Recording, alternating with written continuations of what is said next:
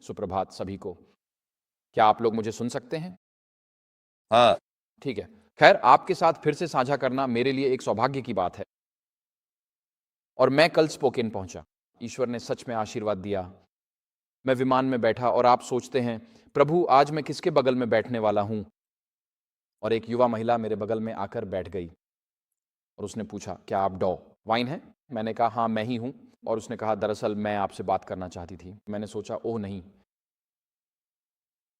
और पता चला कि यह महिला एक बहुत ही धार्मिक, बाइबल में विश्वास रखने वाली एडवेंटिस्ट है और वह आरएफओ के जूनियर की वरिष्ठ सलाहकार के रूप में काम करती हैं संघीय सरकार में। और मैंने उनसे पूछा, हमने विमान में शिकागो से स्पोकेन तक पूरे 4.5 घंटे बातचीत की और समय कैसे बीत गया पता ही नहीं चला। और मैं उनसे कह रहा था, आप जानती हैं भगवान ने आपको एस्तेर की तरह एक मूर्ति पूजक दरबार के बीच में रखा है। और उन्होंने कहा, हाँ सबको सब्त के बारे में पता है। सभी जानते हैं कि मैं हर शुक्रवार को 4 बजे काम बंद कर देती हूँ और रविवार को फिर से शुरू करती हूँ। और आप जानते हैं, आपको कभी नहीं पता कि जीवन में आप किससे मिलने वाले हैं।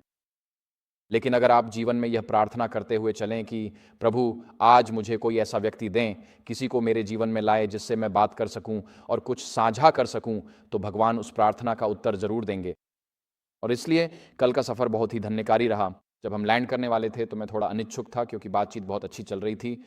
अक्सर ऐसा नहीं होता कि आपको किसी ऐसे व्यक्ति से बात करने का मौका मिले जो राष्ट्रपति, उपराष्ट्रपति और सरकार के सभी वरिष्ठ अधिकारियों को जानता हो वगैरह। लेकिन यह देखना अद्भुत था कि एक ईश्वर भयभीत युवा एडवेंटिस्ट महिला सरकार के सर्वोच्च स्तरों पर कार्यरत है और उनका काम दुनिया भर की सरकारों को परिवार समर्थक सरकारी नीतियां अपनाने के लिए प्रोत्साहित करना है। और इसलिए कल विमान में उनसे मिलना मेरे लिए एक सौभाग्य की बात थी। तो मैंने सोचा, अगर ऐसी उड़ान मिल जाए तो यह यात्रा अच्छी शुरुआत के साथ शुरू हो रही है। तो मैं अपनी पत्नी की ओर से शुभकामनाएं लेकर आया हूं। वह आज बैरियन स्प्रिंग्स में है। हम पिछले 3 महीनों से लगातार यात्रा कर रहे हैं और इसलिए वह ये सप्ताहांत घर पर बिता रही हैं, क्योंकि जैसा कि आप जानते हैं कुछ चीज़ों का घर पर ध्यान रखना ज़रूरी होता है। और अभी अभी हमारे मिशिगन में इस हफ्ते हमारा कैंप मीटिंग हुआ है और कैंप मीटिंग के लिए जो पाठ था, थीम का पाठ था यशायाह 58:1, जिसमें लिखा है, जोर से पुकारो, संकोच मत करो, अपनी आवाज़ तुरही की तरह ऊंची करो और मेरे लोगों को उनके अपराध और याकूब के घराने को उनके पाप बताओ। तो मुझे लगा कि यह मिशिगन कैंप मीटिंग के लिए बहुत उपयुक्त पाठ था, क्योंकि जाहिर है मिशिगन में आपको ऐसा करने की अनुमति नहीं है। तो खैर, चाहे वह एक फ्राइडियन स्लिप थी या नहीं, मुझे नहीं पता कि वह पाठ कैसे कैंप मीटिंग की थीम के रूप में चुना गया। तो आज आपके साथ आकर साझा करना मेरे लिए एक सौभाग्य की बात है। नहीं, परमेश्वर का वचन तैयार करना और सुनाना एक आनंद की बात है। 2 हफ्ते पहले मैं अपनी पत्नी के साथ स्लोवेनिया में था। हमने वहां एक सुसमाचार प्रचार श्रृंखला की। लोगों को क्रूस के चरणों और परमेश्वर के राज्य तक ले जाने से बढ़कर कोई आनंद नहीं है। और हमने वहां आत्मिक युद्ध का पूरा दृश्य देखा। लोग बौद्ध धर्म, तंत्र मंत्र, कैथोलिक धर्म, धर्मनिरपेक्षता और निराशा से जूझ रहे थे। और उस श्रृंखला के अंत तक परमेश्वर ने विजय दी। और वहां पहली बार बपतिस्मा हुआ और कई सदस्य रो रहे थे, क्योंकि उन्होंने कहा, हमें याद नहीं कि पिछली बार हमने कब बपतिस्मा होते देखा था। और मुझे ये एहसास हुआ कि कई बार हम केवल जानकारी साझा करने के लिए जानकारी साझा करते हैं। नहीं, हमें जानकारी साझा करने या प्रचार करने का उद्देश्य निर्णय प्राप्त करना होना चाहिए मसीह के लिए, ताकि लोग उसके राज्य में शामिल होने का चुनाव कर सकें और जब यीशु फिर आएँ तो तैयार रहें। तो आज आपके साथ साझा करना मेरे लिए सौभाग्य की बात है। हमारे आज के उपदेश का शीर्षक है एंट्रोपी। अगर हम कृपया अगली स्लाइड्स पर जा सकें। यही हम करने जा रहे हैं, फिर दोपहर के भोजन के लिए जाएंगे और इसका नाम होगा एंट्रोपी। और जब स्क्रीन पर आएगा तो मैं आपको कुछ ही सेकंड में हमारी यात्रा दिखाऊंगा। आज हम यहाँ एक छोटी सी यात्रा पर निकलने वाले हैं। आप जानते हैं, कुछ उपदेश ऐसे होते हैं जिन्हें तैयार करने और सुनाने में आपको आनंद आता है। कुछ अन्य उपदेश ऐसे होते हैं जिन्हें आप मजबूरी में तैयार करते हैं और सुनाते हैं। और कुछ उपदेश ऐसा लगता है जैसे आप किसी कोलोनोस्कोपी या किसी अप्रिय चिकित्सा उपचार के लिए जाने वाले हैं, और ये उपदेश भी वैसा ही महसूस हो रहा है। ठीक है। और आप जानते हैं, जब भगवान आपके दिल पर कोई बोझ डालते हैं कि आपको कुछ उपदेश देना है, तो कभी कभी आप कहते हैं धन्यवाद प्रभु, और कभी कभी आप सोचते हैं हे प्रभु क्यों मैं ही। और आज सुबह मैं भी यही कह रहा हूं, हे प्रभु क्यों मैं ही। और जैसे जैसे हम आगे बढ़ेंगे आप समझ जाएंगे कि क्यों। लेकिन मैं आज उन समयों के बारे में बोलने जा रहा हूं जिनमें हम जी रहे हैं। मैं उन समयों की बात कर रहा हूं जो वास्तव में हमारे अपने चर्च के भीतर घटित हो रहे हैं, और हम बाइबल के प्रति निष्ठावान एडवेंटिस्ट के रूप में इसके बारे में क्या कर सकते हैं। तो आज हमारी यात्रा यही है। हम पहले आयाम में सदस्यों और पादरियों के बीच, सदस्यों और कॉन्फ्रेंस के बीच, सदस्यों और जनरल कॉन्फ्रेंस के बीच, प्रशासकों और विचारधारा में इस संस्थागत एंट्रोपी के प्रभाव को देखेंगे, और हम सदस्य के रूप में क्या कर सकते हैं। तो यही यात्रा है जिस पर हम आज चलने वाले हैं। मैं आपसे निवेदन करता हूं कि जब मैं यह साझा कर रहा हूं तो मेरे लिए प्रार्थना करें, क्योंकि आप जानते हैं मैंने सीखा है कि प्रचार जीवन बदल सकता है। इसने मेरा जीवन बदल दिया है, और वह भी हमेशा अच्छे तरीके से नहीं, और आज भी इसमें वही करने की क्षमता है। इसलिए मैं आपसे अनुरोध करता हूं कि आप इस प्रचारक के लिए प्रार्थना करें, क्योंकि जब आप खड़े होकर इन सच्चाइयों के बारे में बात करते हैं तो आप समझते हैं कि ऐसे उपदेश देने की एक कीमत चुकानी पड़ती है। लेकिन मैंने पास्टर अल फ्लेचर से बात की थी। उन्होंने कहा, भाई वाइन, हम चाहते हैं कि इस मंच से सच बोलने वाले लोग बोलें। तो मैंने कहा ठीक है, मैं प्रचार करूंगा सच, और उसके परिणाम हम फिर परमेश्वर के हाथों में छोड़ देते हैं। तो आइए मेरे साथ सिर झुकाएं और हम पवित्र आत्मा की सुखद उपस्थिति के लिए प्रार्थना करते हैं। हे स्वर्गीय पिता, हम आज यीशु के उपहार के लिए धन्यवाद करते हैं जो अनुग्रह और सत्य से परिपूर्ण होकर आए। प्रभु, उन्होंने ऐसे शब्द बोले जो कठोर हृदय को भी जीत लेते थे। उन्होंने ऐसे शब्द बोले जो छोटे बच्चों को आकर्षित करते थे। उन्होंने ऐसे शब्द बोले जो शैतान को डांटते थे। उन्होंने शोक संतप्त माताओं को सांत्वना देने वाले शब्द बोले। उन्होंने मरते हुए चोर को आशा के शब्द बोले। और प्रभु, आज सुबह मैं जो भी शब्द साझा करूं वे आपके अनुग्रह के सिंहासन से निकले हुए हों। प्रभु, हमें उस विश्वास के लिए संघर्ष करना है जो हमें सौंपा गया है। पिता, यह करना आसान नहीं है। मंच पर खड़े उस पुरुष या महिला के लिए बने रहना आसान नहीं है। लेकिन मैं प्रार्थना करता हूं कि आज आप स्वयं मंच पर रहें और अपने उद्देश्य के लिए संघर्ष करें, और आपका नाम महिमा मंडित हो इस सभा में, हमारे सम्मेलन में, हमारे डिवीजन में और हमारी विश्व चर्च में। प्रभु, हम अपने नेताओं के लिए प्रार्थना करते हैं, हम अपने प्रशासकों के लिए प्रार्थना करते हैं, हम अपने पादरियों के लिए प्रार्थना करते हैं, हम अपने शिक्षकों के लिए प्रार्थना करते हैं। प्रभु, सांस्कृतिक प्रवाह के विरुद्ध तैरना कठिन है। प्रभु, अमेरिका में स्वस्थ और फिट रहना आसान नहीं है, और स्वस्थ रहने के लिए आपको मुख्यधारा के विपरीत चलना पड़ता है। और प्रभु, आत्मिक रूप से फिट और स्वस्थ रहने के लिए भी हमें लोकप्रिय संस्कृति के विरुद्ध जाने के लिए तैयार रहना होगा। तो प्रभु, जब मैं अब साझा कर रहा हूं, मैं प्रार्थना करता हूं कि आप मेरे माध्यम से और मेरी ओर से बोलें। क्या आप ये शब्द वैसे ही बोलेंगे जैसे मसीह ने, जो अनुग्रह और सत्य से पूर्ण थे, इस आशा और विश्वास के साथ कि आपका वचन आपके राज्य के लिए धार्मिकता की फसल लाएगा। तो प्रभु, हम ये पल आपके हाथों में सौंपते हैं। यीशु के नाम पर हम विनम्रता से प्रार्थना करते हैं, आमीन। तो आप खुद से पूछ रहे होंगे, एंट्रोपी आखिर है क्या? और जब मैं स्कूल में था तो मैं जितनी जल्दी हो सके विज्ञान से बाहर निकल गया था। मुझे विज्ञान से नफरत थी। मुझे पता है कि अगर आप कोई वैज्ञानिक हैं या मेडिकल प्रोफेशनल या कुछ और हैं तो प्रभु का धन्यवाद, मैं आपके लिए आभारी हूं। लेकिन मुझे विज्ञान से नफरत थी। मुझे नहीं पता कि मुझे उनसे नफरत क्यों थी। मुझे जीव विज्ञान पसंद नहीं था क्योंकि मुझे कक्षा की मेज पर मेंढक काटना अच्छा नहीं लगता था, और भौतिकी तो मेरे लिए बस एक रहस्य ही थी। लेकिन मुझे भौतिकी के बारे में एक बात जरूर याद है, सेब के पेड़ से गिरने के अलावा। जो मुझे भौतिकी से याद है वह है ऊष्मागतिकी का दूसरा नियम, और हमें यही बात बार बार समझाई गई थी, ऊष्मागतिकी का दूसरा नियम। मुझे नहीं पता कि पहला नियम क्या है, मुझे नहीं पता कि तीसरा नियम क्या है, मुझे नहीं पता कि ऊष्मागतिकी के कितने नियम हैं, लेकिन मैं इतना ज़रूर जानता हूं कि ऊष्मागतिकी का दूसरा नियम है जो पहले नियम को मानकर चलता है। धन्यवाद। कि ऊष्मागतिकी का दूसरा नियम एंट्रोपी का नियम है, और एंट्रोपी का नियम कहता है कि हमारे जैसे ब्रह्मांड में एंट्रोपी की स्थिति समय के साथ हमेशा बढ़ती जाएगी। और आप सोच रहे होंगे ये किस बारे में बात कर रहा है? तो व्यवहार में इसका मतलब क्या है ये जानिए। एंट्रोपी का मतलब ये है, अगर आप एक केतली में पानी उबालते हैं और उसे रसोई में ऐसे ही छोड़ देते हैं तो क्या वो पानी पूरे दिन गर्म रहेगा या ठंडा हो जाएगा? वो ठंडा हो जाएगा, है ना? तो गर्म अवस्था ठंडी अवस्था में बदल जाएगी।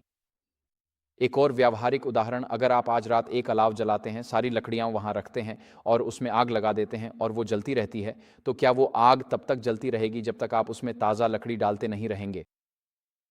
नहीं। तो आग आखिरकार बुझ जाएगी और यही असल में हम एंट्रोपी कहते हैं। अगर आप एक घड़ी को चाबी देते हैं, जैसे पुराने समय में क्वार्ट्ज घड़ियाँ होती थीं, अगर आप एक घड़ी को चाबी देते हैं और फिर उसे अनिश्चित काल तक चलने के लिए छोड़ देते हैं, क्या वह अनिश्चित काल तक चलेगी या फिर धीरे-धीरे बंद होकर रुक जाएगी? रुक जाएगी, ठीक है? तो एंट्रोपी वह सिद्धांत है कि हर बंद प्रणाली, चाहे वह ब्रह्मांड हो, आपकी रसोई हो, आपकी घड़ी हो या कुछ भी हो, एंट्रोपी का सिद्धांत है कि हर चीज़ अंततः धीमी होकर रुक जाती है।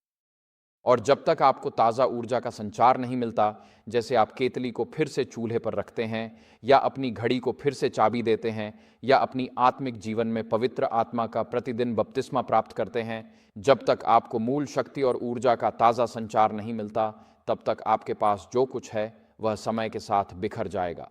क्या आप मेरे साथ हैं एंट्रोपी के नियम पर? हाँ, ऊष्मागतिकी का दूसरा नियम। मैंने इस हफ्ते किसी से इसके बारे में बात की और वे पूछेंगे पहला नियम क्या है? आपको शायद कोई अंदाजा नहीं होगा, लेकिन अब हम सभी जानते हैं कि ऊष्मागतिकी के दूसरे नियम का क्या मतलब है। तो समाजशास्त्रीय दृष्टिकोण से देखें तो इतिहास में सभी मानव आंदोलनों ने वह अनुभव किया है जिसे हम एंट्रोपी कहते हैं, और वह एंट्रोपी अलग-अलग तरीकों से अनुभव की जाती है। खास तौर पर इसके दो तरीके हैं।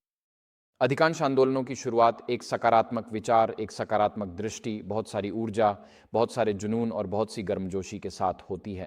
बहुत सी गर्मजोशी होती है क्योंकि आप चाहते हैं कि लोग उस आंदोलन से जुड़ें।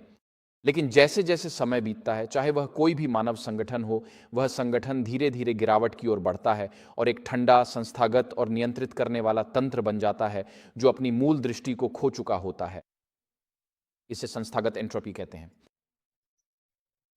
और जब यह एंट्रोपी मानव संस्थानों में होती है, तो मानव संगठन आमतौर पर दो तरह की गतिविधियों में बंट जाते हैं।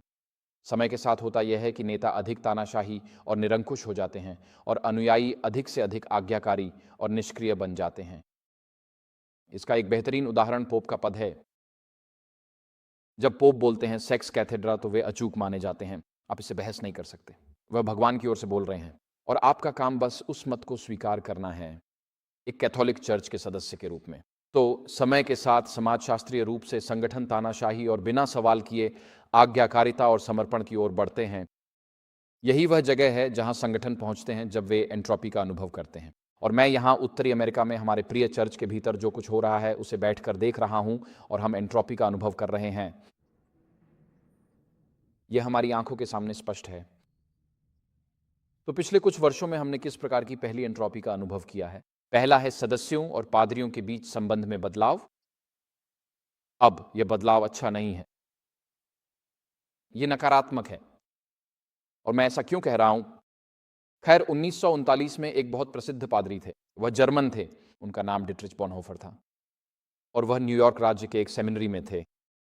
और 1939 की वसंत ऋतु में उन्हें एहसास हुआ कि यूरोप में युद्ध आने वाला है। और उन्हें एहसास हुआ कि एडोल्फ हिटलर, जिसने सुडेटेनलैंड पर कब्जा कर लिया था और आधुनिक चेकोस्लोवाकिया में घुस गया था और उसने एंशलुस ले लिया था, उसने ऑस्ट्रिया को अपने लिए ले लिया था, उन्हें एहसास हुआ कि युद्ध जर्मनी और यूरोप में आने वाला है। और न्यूयॉर्क राज्य में सुरक्षित रहने के बजाय डिट्रिच बॉनहोफर एक जहाज पर सवार हो गए और वे अटलांटिक पार करके वापस गए ताकि वे जर्मन कन्फेसिंग चर्च के लिए पादरी बन सकें। अब जब एडोल्फ हिटलर सत्ता में आया तो जर्मनी में चर्च दो हिस्सों में बंट गया। मैं यहाँ सामान्य रूप से ईसाई धर्म की बात कर रहा हूँ। अधिकांश संप्रदायों ने फ्यूरर को किर्चे के रूप में स्वीकार कर लिया। वे उस चर्च में शामिल हो गए जिसे फ्यूरर किर्चे कहा जाता था, यानी फ्यूरर का चर्च, जिसमें सभी लोग नाजी पार्टी के उद्देश्यों के साथ खुद को जोड़ लेते थे। और एक समूह था, एक एक्यूमेनिकल आंदोलन शुरू हुआ और उन्होंने कहा, हम हिटलर को फ्यूरर के रूप में स्वीकार नहीं करते, हम कहते हैं कि मसीह ही प्रभु हैं। उन्हें कन्फेसिंग चर्च के नाम से जाना जाने लगा और डाइट्रिच बोनहोफर कन्फेसिंग चर्च के नेताओं में से एक थे। उन्होंने शिष्यता की कीमत के बारे में एक शानदार किताब लिखी थी। आप इसे पढ़ना चाहेंगे क्योंकि उन्होंने यह किताब एडोल्फ हिटलर की छाया में और यह समझाते हुए लिखी थी कि हिटलर का अनुसरण करना क्या मायने रखता है। आप इसे अमेजन पर प्राप्त कर सकते हैं। यह एक अद्भुत किताब है। यह पर्वत उपदेश, सर्मन ऑन द माउंट, पर आधारित एक अध्ययन है जिसमें बताया गया है कि आज्ञाकारिता और निष्ठा एक ही सिक्के के दो पहलू हैं।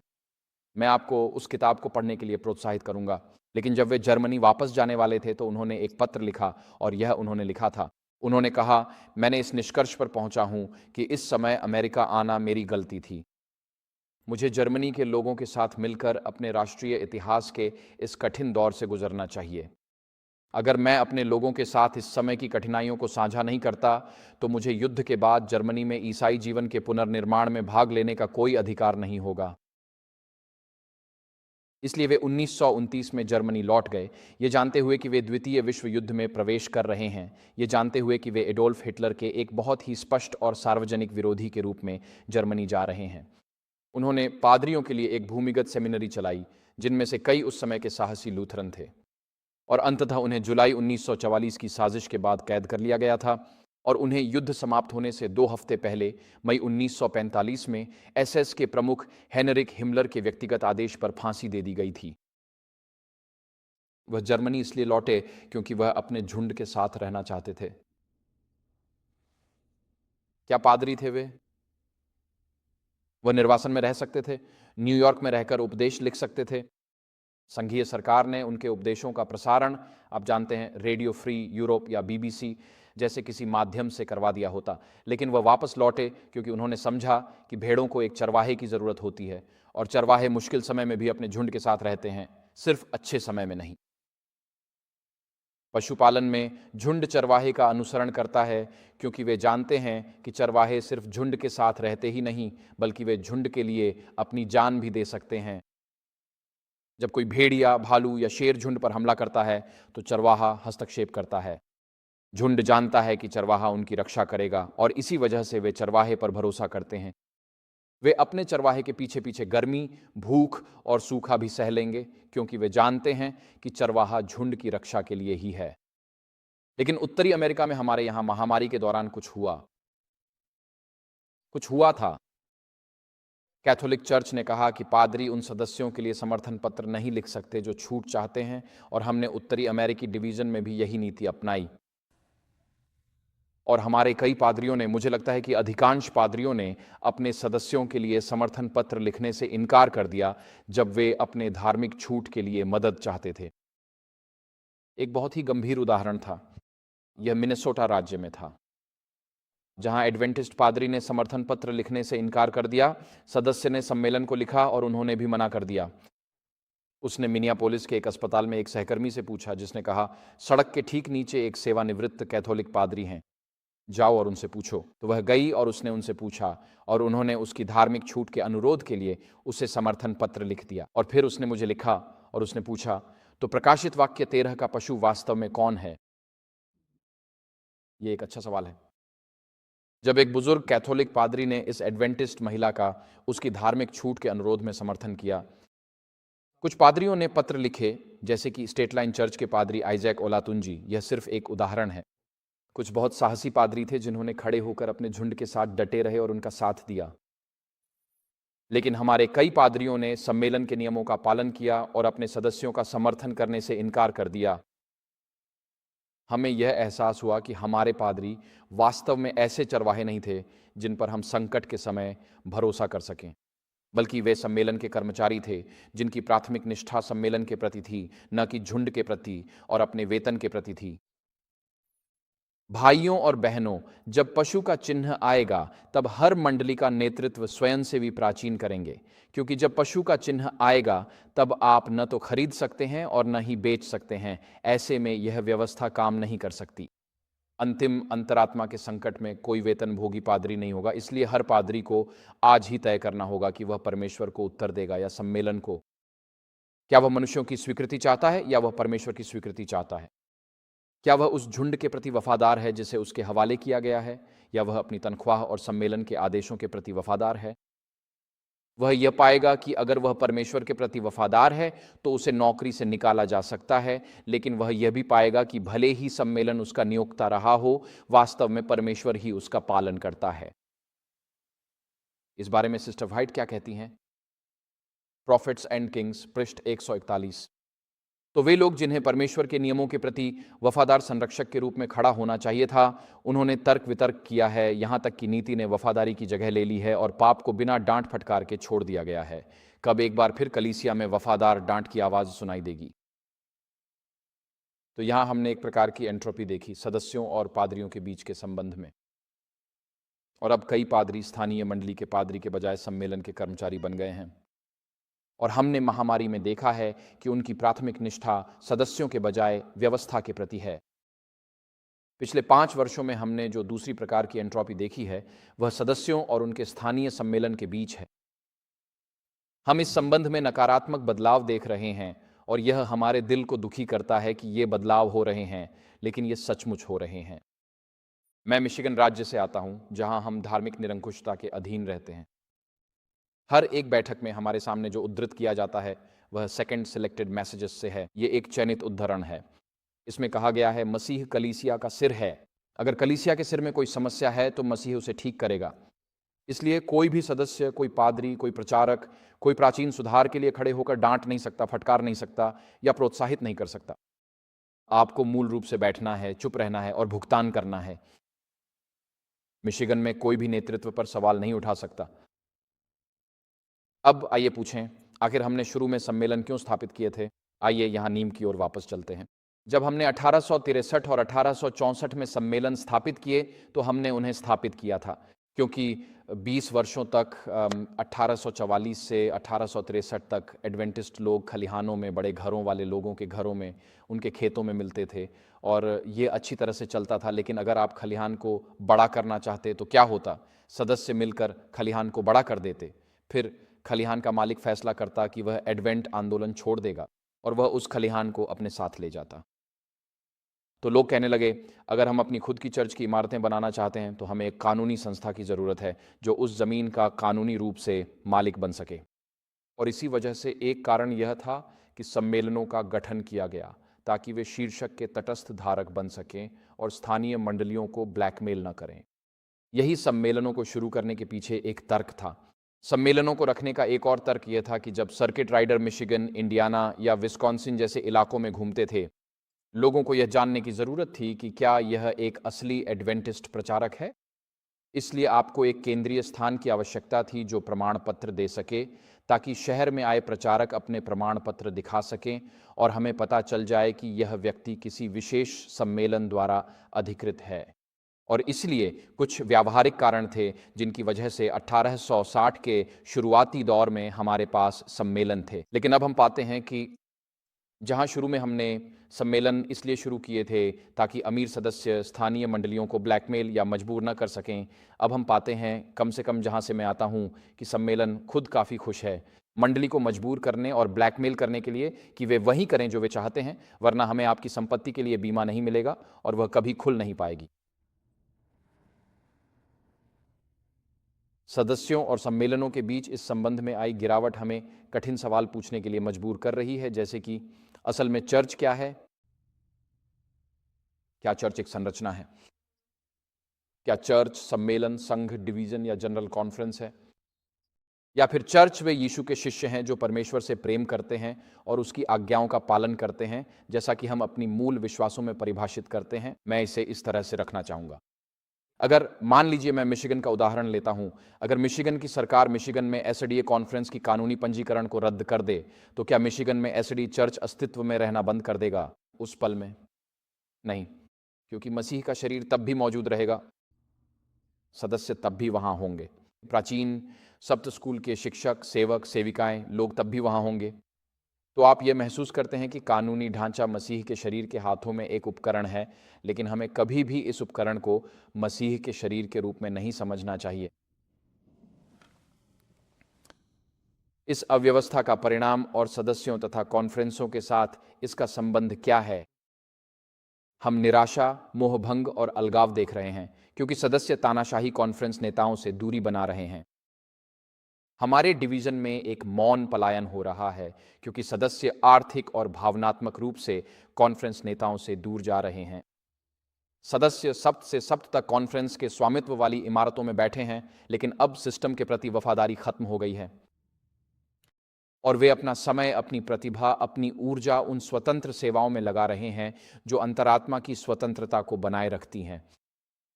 और आज हमारे डिवीज़न में जो यह धार्मिक निरंकुशता बढ़ रही है, उसके प्रति हमारी प्रतिक्रिया, चौथा पांडुलिपि प्रकाशन इसे इस तरह कहता है, भविष्यवाणी की आत्मा को पढ़ते हुए कहता है, नहीं, मनुष्य की बुद्धि इतनी नियंत्रित शक्ति बन जाए, इतनी नियंत्रित शक्ति कि एक व्यक्ति को बैटल क्रीक या किसी अन्य स्थान पर राजसी अधिकार मिल जाए।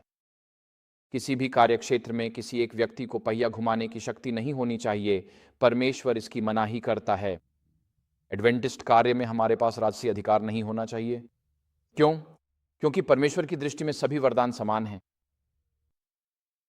और जब आप रोमियो अध्याय 12 में पढ़ते हैं तो आप पढ़ते हैं कि आत्मिक वरदान कैसे दिए जाते हैं। नेतृत्व के वरदान वाले लोगों से जो व्यवहार अपेक्षित है वह है कर्तव्य निष्ठा। बचपन में इसे पियाज कर मैं सोचता था, इसका क्या मतलब है? नेतृत्व अच्छा है, आप समितियों में शामिल होते हैं और निर्णय लेते हैं।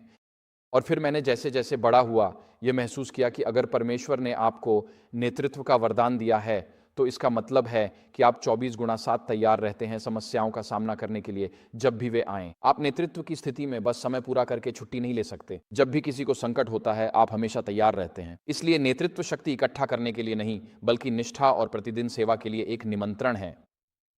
तीसरी प्रकार की अव्यवस्था, एंट्रोपी, जो हम अनुभव कर रहे हैं वह सदस्यों और जनरल कॉन्फ्रेंस के बीच है। आप ऊपर देख सकते हैं, हमने अभी कनाडा में नीडल टू द पोल के रूप में पंजीकरण कराया है। इसीलिए मैं यहां कनाडा से जुड़ी चीजें लगा रहा हूं, क्योंकि इसे कनाडा के सदस्य भी देखेंगे। मैं चाहता हूं कि वे भी ऊपर दिए गए इन संपर्क विवरणों को जानें। तो जनरल कॉन्फ्रेंस के साथ क्या हो रहा है, और आप में से कुछ लोगों ने इसके बारे में सुना है, कुछ लोग इससे बहुत परिचित हैं। लेकिन 1985 में जनरल कॉन्फ्रेंस के नेतृत्व ने संयुक्त राष्ट्र के साथ परामर्शदात्री एनजीओ दर्जा इकोसॉक यानी संयुक्त राष्ट्र की आर्थिक और सामाजिक समन्वय संस्था प्राप्त करने के लिए आवेदन किया था। और परामर्शदात्री एनजीओ दर्जा प्राप्त करने के लिए आपको कानूनी रूप से सहमत होना पड़ता है, संयुक्त राष्ट्र की भावना, लक्ष्यों और उद्देश्यों का समर्थन करने के लिए। और अधिकांश लोगों को यह पता ही नहीं है कि संयुक्त राष्ट्र के उद्देश्य क्या हैं। लेकिन ऐसा करते हुए हमारे नेताओं ने हमारी आध्यात्मिक विरासत, जो कि अंतरात्मा की स्वतंत्रता है, उसे त्याग दिया। पिछले 50 वर्षों में 2 बार हमने अपनी जनरल कॉन्फ्रेंस से आधिकारिक बयान जारी किए हैं, जिसमें हमने यह पुष्टि की है कि हम मानवाधिकारों की सार्वभौमिक घोषणा का समर्थन करते हैं। और लोग कहते हैं, अच्छा, ये तो अच्छी बात है ना? हम सार्वभौमिक मानवाधिकारों का समर्थन करते हैं। हाँ और नहीं भी। मानवाधिकारों की सार्वभौमिक घोषणा के अनुच्छेद 18 में कहा गया है कि हर किसी को अपना धर्म चुनने, अपना धर्म बदलने, धर्म रखने या न रखने और अपने धर्म का पालन करने का अधिकार है। तो ये एक शानदार अनुच्छेद लगता है, मानवाधिकारों की सार्वभौमिक घोषणा का अनुच्छेद 18। समस्या यह है कि अनुच्छेद 29 कहता है कि ये मानवाधिकार हैं ही नहीं। यही है मानवाधिकारों की सार्वभौमिक घोषणा। ये अंतिम 2 अनुच्छेदों में से कुछ हैं। इसमें कहा गया है कि अपने अधिकारों और स्वतंत्रताओं के प्रयोग में हर व्यक्ति केवल उन्हीं सीमाओं के अधीन होगा जो कानून द्वारा निर्धारित की गई हैं, केवल इस उद्देश्य से कि दूसरों के अधिकारों और स्वतंत्रताओं की उचित मान्यता और सम्मान सुनिश्चित किया जा सके। और एक लोकतांत्रिक समाज में नैतिकता, सार्वजनिक व्यवस्था और सामान्य कल्याण की न्याय संगत आवश्यकताओं को पूरा करने के लिए। अब यह एक लंबा वाक्य है और यह आगे कहता है, अनुच्छेद 3, कि इन अधिकारों और स्वतंत्रताओं का किसी भी स्थिति में संयुक्त राष्ट्र के उद्देश्यों और सिद्धांतों के विपरीत प्रयोग नहीं किया जा सकता। वह वाक्यांश, ये अधिकार, इसमें आपकी अंतरात्मा की स्वतंत्रता और अपना धर्म रखने, उसका पालन करने या बदलने का अधिकार भी शामिल है। और आप अपना धर्म तब तक अपना सकते हैं जब तक वह संयुक्त राष्ट्र के उद्देश्यों और सिद्धांतों के विपरीत नहीं है। और संयुक्त राष्ट्र के अनुसार आपके पास ये अधिकार हैं, लेकिन इन अधिकारों का प्रयोग करते समय आप उस बात के अधीन हैं जिसे आपकी सरकार लोकतांत्रिक समाज के सामान्य कल्याण के रूप में मानती है। तो अगर सरकार ये नहीं मानती कि आपका धर्म लोकतांत्रिक समाज के सामान्य कल्याण में है, तो उनके पास उसे छीन लेने का अधिकार है। और जब हम इस दस्तावेज का 2 आधिकारिक बयानों में औपचारिक रूप से समर्थन करते हैं, तो हम ये कह रहे हैं कि आप अंतरात्मा की स्वतंत्रता रख सकते हैं। एक एडवेंटिस्ट के रूप में एडवेंटिस्ट चर्च में केवल तब तक जब तक फाउची ये सोचते हैं कि ये समाज के सामान्य हित में है, या केवल तब तक जब तक संघीय सरकार यह मानती है कि यह समाज के हित में है। वे जो कह रहे हैं वह यह है कि आपके पास वास्तव में अंतरात्मा की स्वतंत्रता नहीं है। जो आपके पास है वह सरकारों की ओर से अस्थायी अनुमति है कि आप वही करें जो वे आज समाज के लिए अच्छा मानती हैं। तो जब आप एक सेवेंथ डे एडवेंटिस्ट बनते हैं तो वास्तव में इस बयान के कारण आप ये कह रहे हैं कि मेरी स्वतंत्रता, अंतरात्मा की स्वतंत्रता, मेरी धार्मिक स्वतंत्रता, ये सब कुछ मूल रूप से ये एक अस्थायी प्रावधान है। ये एक अस्थायी अनुमति है जिसे मैं संयुक्त राष्ट्र को किसी भी समय हटाने की अनुमति दे रहा हूँ। हमारी अंतरात्मा की स्वतंत्रता को बेच दिया गया, हमारा जन्म सिद्ध अधिकार बेच दिया गया, जैसे एसाव ने अपना जन्म सिद्ध अधिकार याकूब को बेच दिया था जब हमने संयुक्त राष्ट्र और यूएन के लिए हस्ताक्षर किए। स्वतंत्रता की घोषणा मानवाधिकारों पर, साधारण अंग्रेजी में कहें तो जनरल कॉन्फ्रेंस ने सार्वजनिक रूप से यह घोषणा की है कि हमें केवल अपनी ईश्वर प्रदत्त अंतरात्मा की स्वतंत्रता का प्रयोग करने की अनुमति है, जो नैतिक रूप से भ्रष्ट संयुक्त राष्ट्र के आदेशों के अधीन है, और पोपाई, जो सुरक्षा परिषद में बैठती है, जो कि मसीह विरोधी है। अक्टूबर 2021 में महामारी के दौरान आई पुष्टि बयान के साथ जीन जत्सी नेताओं ने दुनिया भर के सभी एडवेंटिस्टों से कहा कि पवित्र आत्मा द्वारा उनकी अंतरात्मा पर डाली गई उनकी गहरी प्रार्थनापूर्ण मान्यताएं आनुवंशिक रूप से परिवर्तित एडवेंटिस्ट बनने का विरोध करने के लिए वैध आधार नहीं प्रदान करती। जीसी के नेताओं ने यह अधिकार जताया कि वे सदस्यों की अंतरात्मा और मान्यताओं पर पवित्र आत्मा की प्रेरणा को भी दरकिनार कर सकते हैं, और किसी एक व्यक्ति द्वारा दूसरे व्यक्ति की अंतरात्मा पर पवित्र आत्मा की प्रेरणा को नकारने का ऐसा दावा न तो शास्त्र में और न ही भविष्यवाणी की आत्मा में कोई आधार रखता है। ये पूरी तरह से विरोधाभासी है, ईश्वर के स्वरूप में बनाए जाने के सिद्धांत के विरुद्ध है, और ईश्वर हम में से प्रत्येक से हमारी अंतरात्मा के माध्यम से बात करते हैं। ग्रेट कंट्रोवर्सी इसे इस तरह कहती है, वह सिद्धांत कि ईश्वर ने चर्च को, और यहाँ वह कैथोलिक चर्च की बात कर रही है, वह सिद्धांत कि ईश्वर ने चर्च को अंतरात्मा को नियंत्रित करने का अधिकार और विधर्मिता को परिभाषित और दंडित करने का अधिकार सौंपा है, यह एडवेंटिस्टों की सबसे गहराई से जड़ें जमाई हुई गलतियों में से एक है। माफ कीजिए, पोप की गलतियों में से एक है।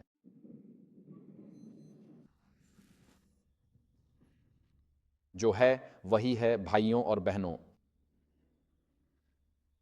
जब मैंने कहा कि हम महामारी में प्रोटेस्टेंट के रूप में प्रवेश किए और पोप की भावना के साथ बाहर निकले, तो ये बिल्कुल सच है। मुझे ये कहने के लिए निंदा की जा सकती है, लेकिन अगर आपको मेरी बात पसंद नहीं है तो तथ्यों को बदल दें और इन बयानों को हटा दें। जनवरी 22 में एडवेंटिस्ट कुलीनता से एक अपील की गई थी जिसे प्रचारित किया गया था। उस उपदेश ने मेरी जिंदगी बदल दी, और उस उपदेश के बाद मैं घर गया और ओमिक्रॉन यानी कोविड के ओमिक्रॉन वेरिएंट से बीमार पड़ गया। मेरी पत्नी ने मुझसे कहा, कोरीन, ऐसे उपदेश के बाद तुम्हें कोविड से मरना नहीं चाहिए। तो मैं कोविड से नहीं मरा।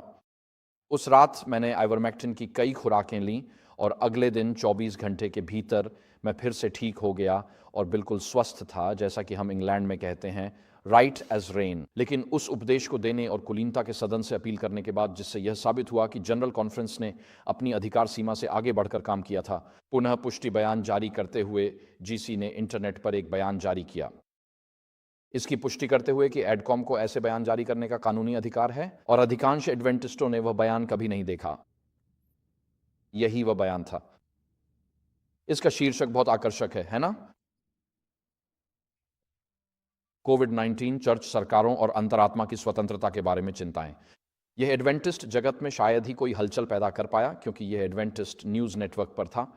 अधिकांश लोगों ने यह बयान कभी नहीं देखा, लेकिन आप वेबसाइट पर देख सकते हैं, यह आज भी वहीं मौजूद है। यह आया, जैसा कि आप खुद पढ़ सकते हैं, यह स्पष्ट रूप से वकीलों द्वारा लिखा गया है। तो यह जनरल लीगल काउंसिल के कार्यालय से आया है। जनरल कॉन्फ्रेंस में उन्होंने यह बयान जारी किया और तर्क दिया कि एडकॉम सेक्शन 4.1 पावर टू एक्ट के तहत यही वह क्लॉज है जो एडकॉम को दुनिया भर के सदस्यों की अंतरात्मा को दरकिनार करने का अधिकार देता है। इसमें लिखा है कि जैसे जैसे प्रशासनिक मुद्दे सामने आते हैं, एडकॉम उन पर प्रतिक्रिया दे सकता है और विश्व चर्च की संस्थाओं को अनुरोध पर सामान्य सलाह दे सकता है। अब आप इसे देखकर कह सकते हैं, क्या यह उन्हें मेरी अंतरात्मा को दरकिनार करने का अधिकार देता है? और जीसी के अनुसार हां, देता है। और यह स्पष्ट है, यह जरूर किसी वकील ने तैयार किया होगा, है ना? इसी क्लॉज का वे दावा करते हैं। साफ लिखा है, खुद देख लीजिए। वे पूछते हैं, क्या जीसी एडकॉम ने अधिकारों का उल्लंघन किया? वे कहते हैं, नहीं, हमारे पास सेक्शन 4.1 है, सामान्य प्रशासनिक कार्यवाही, कार्य करने की शक्ति। जनरल कॉन्फ्रेंस एडकॉम जैसे ही प्रशासनिक मुद्दे सामने आते हैं उन पर प्रतिक्रिया दे सकता है और अनुरोध पर विश्व चर्च की संस्थाओं को सामान्य सलाह दे सकता है। और आप कहते हैं, खैर यह 28 मूल विश्वासों में नहीं था। नहीं, ये नहीं था, और यह आपके बपतिस्मा की प्रतिज्ञाओं में भी नहीं था। तो फिर जीसी के वकील जो भी कहें, यह वाक्यांश जनरल कॉन्फ्रेंस को आपकी अंतरात्मा की स्वतंत्रता को नकारने का अधिकार क्यों नहीं देता? कम से कम 4 कारण हैं। पहला कारण यह है, दुनिया भर के देशों में निजी नियोक्ताओं द्वारा लगाए गए टीकाकरण के आदेश जनरल कॉन्फ्रेंस के लिए कोई आंतरिक प्रशासनिक मुद्दा नहीं है। जनरल कॉन्फ्रेंस केवल उन्हीं प्रशासनिक मुद्दों पर प्रतिक्रिया दे सकता है जो उनके अधिकार क्षेत्र की सीमाओं के भीतर आते हैं। तो जब आप यहां अपर कोलंबिया कॉन्फ्रेंस की स्थापना करते हैं और यह एक कानूनी इकाई है, तो अपर कोलंबिया कॉन्फ्रेंस का अधिकार क्षेत्र क्या है और उसका क्षेत्रफल क्या है? तो अगर यह अपर कोलंबिया कॉन्फ्रेंस की कानूनी सीमा है तो हम इस ओर मुड़ेंगे। यहाँ पर दशमांश और चढ़ावे आते हैं और कार्यकारी समिति का अधिकार दशमांश चढ़ावे कर्मचारियों, संस्थानों और भवनों पर होता है। यही वह जगह है जहाँ इसका अधिकार क्षेत्र है। लेकिन अपर कोलंबिया कॉन्फ्रेंस की कार्यकारी समिति यह तय नहीं कर सकती कि आप कहाँ रहते हैं, किससे शादी करते हैं, क्या खाते हैं या कौन सा काम करते हैं।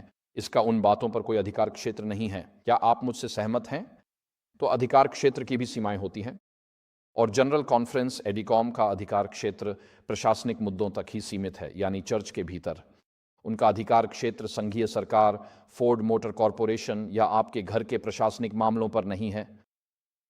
जब वे इस प्रावधान का उपयोग यह कहने के लिए करते हैं कि वे पुनः पुष्टि बयान जारी कर सकते हैं, तो पहला जवाब यह है, टीकाकरण। दुनिया भर में निजी नियोक्ताओं द्वारा दिए गए आदेश जनरल कॉन्फ्रेंस के लिए आंतरिक प्रशासनिक मुद्दे नहीं हैं। इसलिए आप इस प्रावधान का उपयोग यहां कानूनी आधार के रूप में नहीं कर सकते कि आप पुनः पुष्टि बयान जारी करें। दूसरा कारण यह है कि जीसी प्रशासकों का दुनिया भर में नियोक्ताओं और एसडीए कर्मचारियों के बीच निजी क्षेत्र के रोजगार संबंधों पर कोई अधिकार क्षेत्र नहीं है। अगर आप फोर्ड मोटर कॉरपोरेशन या फेडेक्स या किसी भी अन्य कंपनी में काम करते हैं, तो जीसी प्रशासकों का उस संबंध में क्या होता है, इस पर कोई अधिकार क्षेत्र नहीं है और इसलिए आप यह दावा नहीं कर सकते कि वे इस प्रावधान का उपयोग कर सकते हैं, जैसा कि वे करते हैं और करते आए हैं। यह बयान अभी भी सार्वजनिक रूप में है। यह अब भी वही तर्क है जिसका वे उपयोग करते हैं। वे इसका उपयोग नहीं कर सकते क्योंकि जीसी प्रशासकों का निजी क्षेत्र के नियोक्ताओं और उनके कर्मचारियों के साथ उनके संबंधों पर कोई अधिकार क्षेत्र नहीं है। तीसरा कारण यह है कि उन्होंने अपने अधिकार से अधिक काम किया है क्योंकि पुनः पुष्टि बयान आंतरिक रूप से संप्रदाय के आंतरिक चैनलों के माध्यम से विश्व चर्च संस्थाओं को परामर्श के रूप में जारी नहीं किया गया था। अब विश्व चर्च संस्थाएं वाक्यांश प्रशासनिक शब्द जाल है और एडवेंटिस्ट प्रशासनिक भाषा में एक संस्था का अर्थ है। हर साल जनरल कॉन्फ्रेंस, जिसे ईयरबुक कहा जाता है, प्रकाशित करती है और ईयरबुक में सभी डिवीजनों की सूची होती है और फिर सभी कॉन्फ्रेंस यूनियन और सभी कॉन्फ्रेंस और सभी चर्च और सभी संपत्तियां और सभी प्रकाशन गृह और सभी स्कूल और सभी क्लिनिक और जो भी संस्था चर्च के स्वामित्व में है, वह सब ईयरबुक में होती है। अपर कोलंबिया कॉन्फ्रेंस ईयरबुक में है, लेकिन फेडेक्स नहीं है क्योंकि वह चर्च के नियंत्रण में नहीं है। आप मेरी बात समझ रहे हैं? और एक वर्ल्ड चर्च संस्था और हमारे एडमिनिस्ट्रेटिव भाषा में एडवेंटिस्ट चर्च में, अगर आप वर्ल्ड चर्च संस्था हैं तो इसका मतलब है कि आपको ईयरबुक में होना चाहिए। क्या आप इसे समझ रहे हैं? लेकिन निजी क्षेत्र के नियोक्ता ईयरबुक में नहीं होते, वे वर्ल्ड चर्च संस्थाएं नहीं हैं। तो एडकॉम को वर्ल्ड चर्च संस्थाओं को जवाब देने, सलाह देने की अनुमति है। तो वे अपर कोलंबिया कॉन्फ्रेंस को सलाह दे सकते हैं, लेकिन वे इस हाई स्कूल को सलाह नहीं दे सकते, ठीक है, क्योंकि वह ईयरबुक में नहीं है। समस्या यह है कि अगर वे केवल वर्ल्ड चर्च संस्थाओं को ही सलाह देना चाहते तो वे आंतरिक संचार चैनल, ईमेल का उपयोग करते। अधिकतर आजकल उन्होंने जो किया वह यह था कि उन्होंने इसे जनरल कॉन्फ्रेंस की वेबसाइट पर पोस्ट कर दिया ताकि हर सरकार, हर स्वास्थ्य प्राधिकरण और हर नियोक्ता दुनिया भर में इसे देख सके। और आप पूछते हैं, क्या नियोक्ताओं ने इस पर कार्रवाई की? मेरा एक करीबी दोस्त है जो अभी अभी सेना से रिटायर हुआ है। वह 20 साल तक नेवी में फ्लाइट सर्जन था। वह अक्टूबर नवंबर 2021 में पेंटागन में था और वह उस कमरे में था जब पेंटागन ने सभी प्रोटेस्टेंट संप्रदायों से आधिकारिक टीकाकरण बयानों को डाउनलोड किया और उन्होंने कहा कि एडवेंटिस्ट्स की ओर से एक जनरल कॉन्फ्रेंस है। उन्होंने सोचा कि यह जनरल कोई सैन्य पद है, एक जनरल कॉन्फ्रेंस है जिसने एडवेंटिस्ट्स की ओर से एक बयान जारी किया है और उस बयान के आधार पर हर एडवेंटिस्ट सेवा सदस्य की हर धार्मिक छूट की मांग को पहले से ही खारिज कर दिया गया। पेंटागन में अक्टूबर 2021 में यही हुआ। इस तरह उस बयान का इस्तेमाल किया गया। तो सवाल यह है कि क्या एडकॉम को यह अधिकार था कि वह एक ऐसा बयान जारी करे जो हर सरकारी स्वास्थ्य प्राधिकरण और नियोक्ता तक पूरी दुनिया में पहुंचे? हाँ या नहीं? नहीं। वे केवल वर्ष पुस्तिका में शामिल वर्ल्ड चर्च संस्थाओं को ही सलाह दे सकते थे, लेकिन संघीय सरकार वर्ष पुस्तिका के अंतर्गत नहीं आती, जितना हमें पता है। तो इस तरह हर नियोक्ता को ऑनलाइन यह वितरण करना एडकॉम की भूमिका के दायरे से कहीं आगे जाता है, जो केवल वर्ल्ड चर्च संस्थाओं को सलाह देने तक सीमित है। क्या आप समझ रहे हैं? उन्होंने अधिकार क्षेत्र से बाहर काम किया है। यह कॉरपोरेट लापरवाही है। इसे स्वीकार करने पर उन पर मुकदमा हो सकता है। इसी वजह से हमारी चर्च में कोई भी इस बारे में बात नहीं करना चाहता। और चौथा कारण कि उन्होंने अपने अधिकार के दायरे से बाहर कदम रखा है वह यह है, एडकॉम को कभी भी गैर एसटीए नियोक्ताओं या दुनिया भर की सरकारों को सामान्य सलाह देने का कोई अधिकार नहीं दिया गया है। इसीलिए एडकॉम निजी क्षेत्र के कर्मचारियों को सलाह जारी नहीं कर सकता।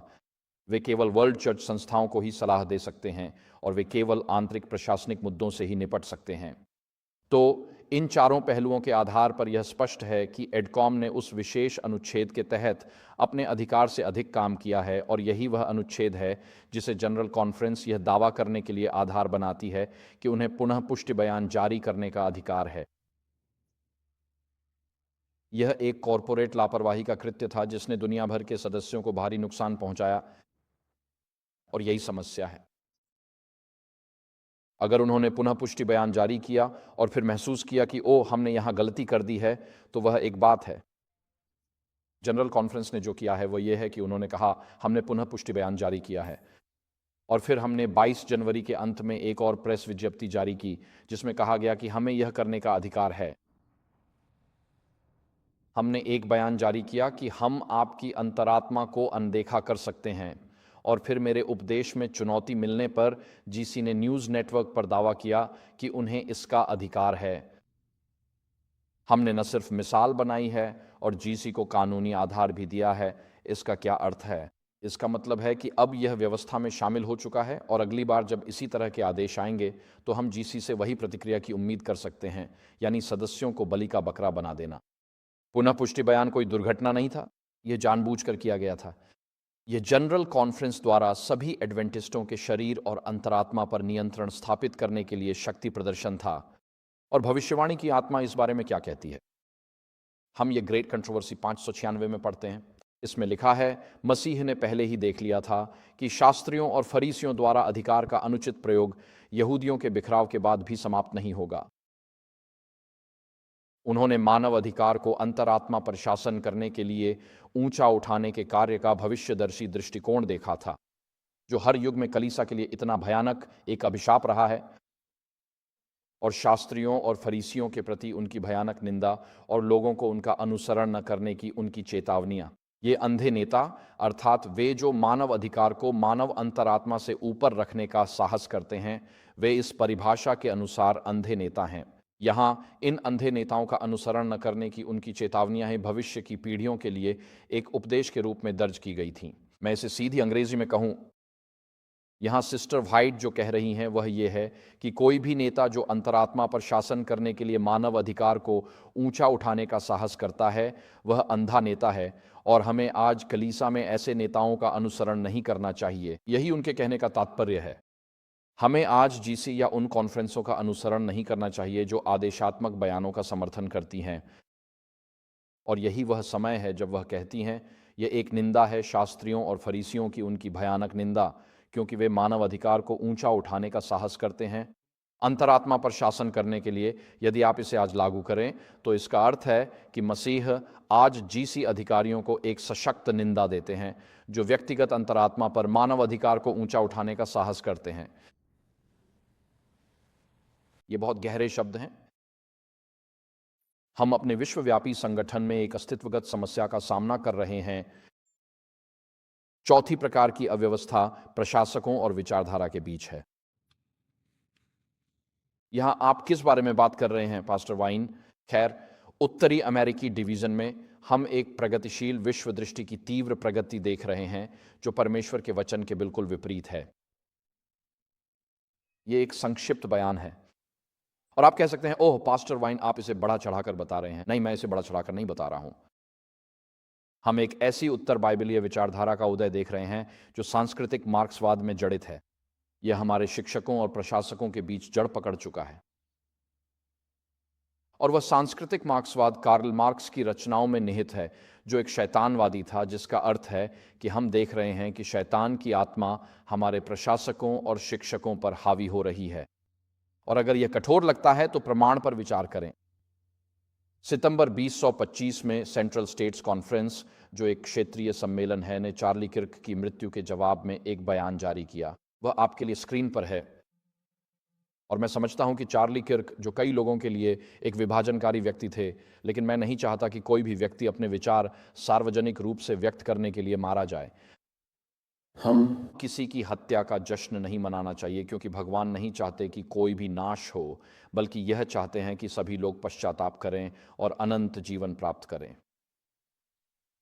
तो सेंट्रल स्टेट्स कॉन्फ्रेंस के इस बयान में निम्नलिखित वाक्यांश शामिल था। इसमें कहा गया है, यह बयान आध्यात्मिक भी है, क्योंकि पौलुस ने जोर देकर कहा है, धोखा न खाओ, भगवान का उपहास नहीं किया जा सकता, क्योंकि जो कुछ भी मनुष्य बोता है वही वह काटेगा।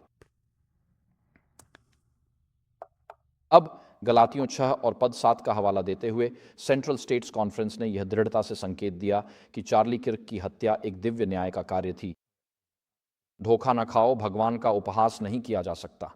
अगर आप इस वाक्यांश का इस्तेमाल किसी सार्वजनिक व्यक्ति की हत्या के संदर्भ में कर रहे हैं, तो आप यही कह रहे हैं कि वह इसका हकदार था और उसकी हत्या होना भगवान की इच्छा थी। यह हमारे सम्मेलनों में से एक है जो ऐसा कहता है। हम आगे बढ़ते हैं। आइए बस इस महीने के घटनाक्रम को देखें, ठीक है? सिर्फ अब तक इस साल की बात करें। 10 जनवरी और 17 जनवरी को लोमा लिंडा स्कूल ऑफ रिलीजन में 2 सब्बात हुए, जो कि जनरल कॉन्फ्रेंस के स्वामित्व वाला एक संस्थान है। उन्होंने LGBTQ सप्ताह की मेजबानी की। 17 जनवरी 2026 को उन्होंने सेंटेनियल कॉम्प्लेक्स में मामा बियर्स नामक एक फिल्म दिखाई। ये एक डॉक्यूमेंट्री है जो LGBTQ बच्चों के माता पिता के लिए समर्थन प्रदान करती है। फिल्म के बाद एक पैनल चर्चा हुई जिसमें एडवेंटिस्ट चर्च में LGBTQ समर्थन और LGBTQ जीवन शैली के सामान्यीकरण को प्रोत्साहित किया गया। यह सब लोमा लिंडा में हो रहा था। और अगर आपको इसकी जानकारी नहीं थी तो लोमा लिंडा के बोर्ड में जनरल कॉन्फ्रेंस के अध्यक्ष, सचिव, कोषाध्यक्ष और उपाध्यक्ष शामिल हैं। टॉम लेमन, ये सभी वे लोग हैं जिन्हें वॉशिंगटन राज्य में हम जो दशमांश लौटाते हैं उसी से वेतन मिलता है। इस साल जनवरी की बात है। नेड के पास एक मैसेज मैगजीन है। मुझे ये नहीं पता था, लेकिन ये मौजूद है। इसका नाम द मैसेज मैगजीन है। यहाँ उसकी वेबसाइट है। असल में ये एक विश्वकोश है कि कैसे एक मार्क्सवादी सोशल जस्टिस वॉरियर बना जाए। यह प्रगतिशील भाषा से भरी हुई है और इस लेख ने हमारे युवाओं को सांस्कृतिक मार्क्सवादी सामाजिक कार्यकर्ता बनने के लिए प्रोत्साहित किया।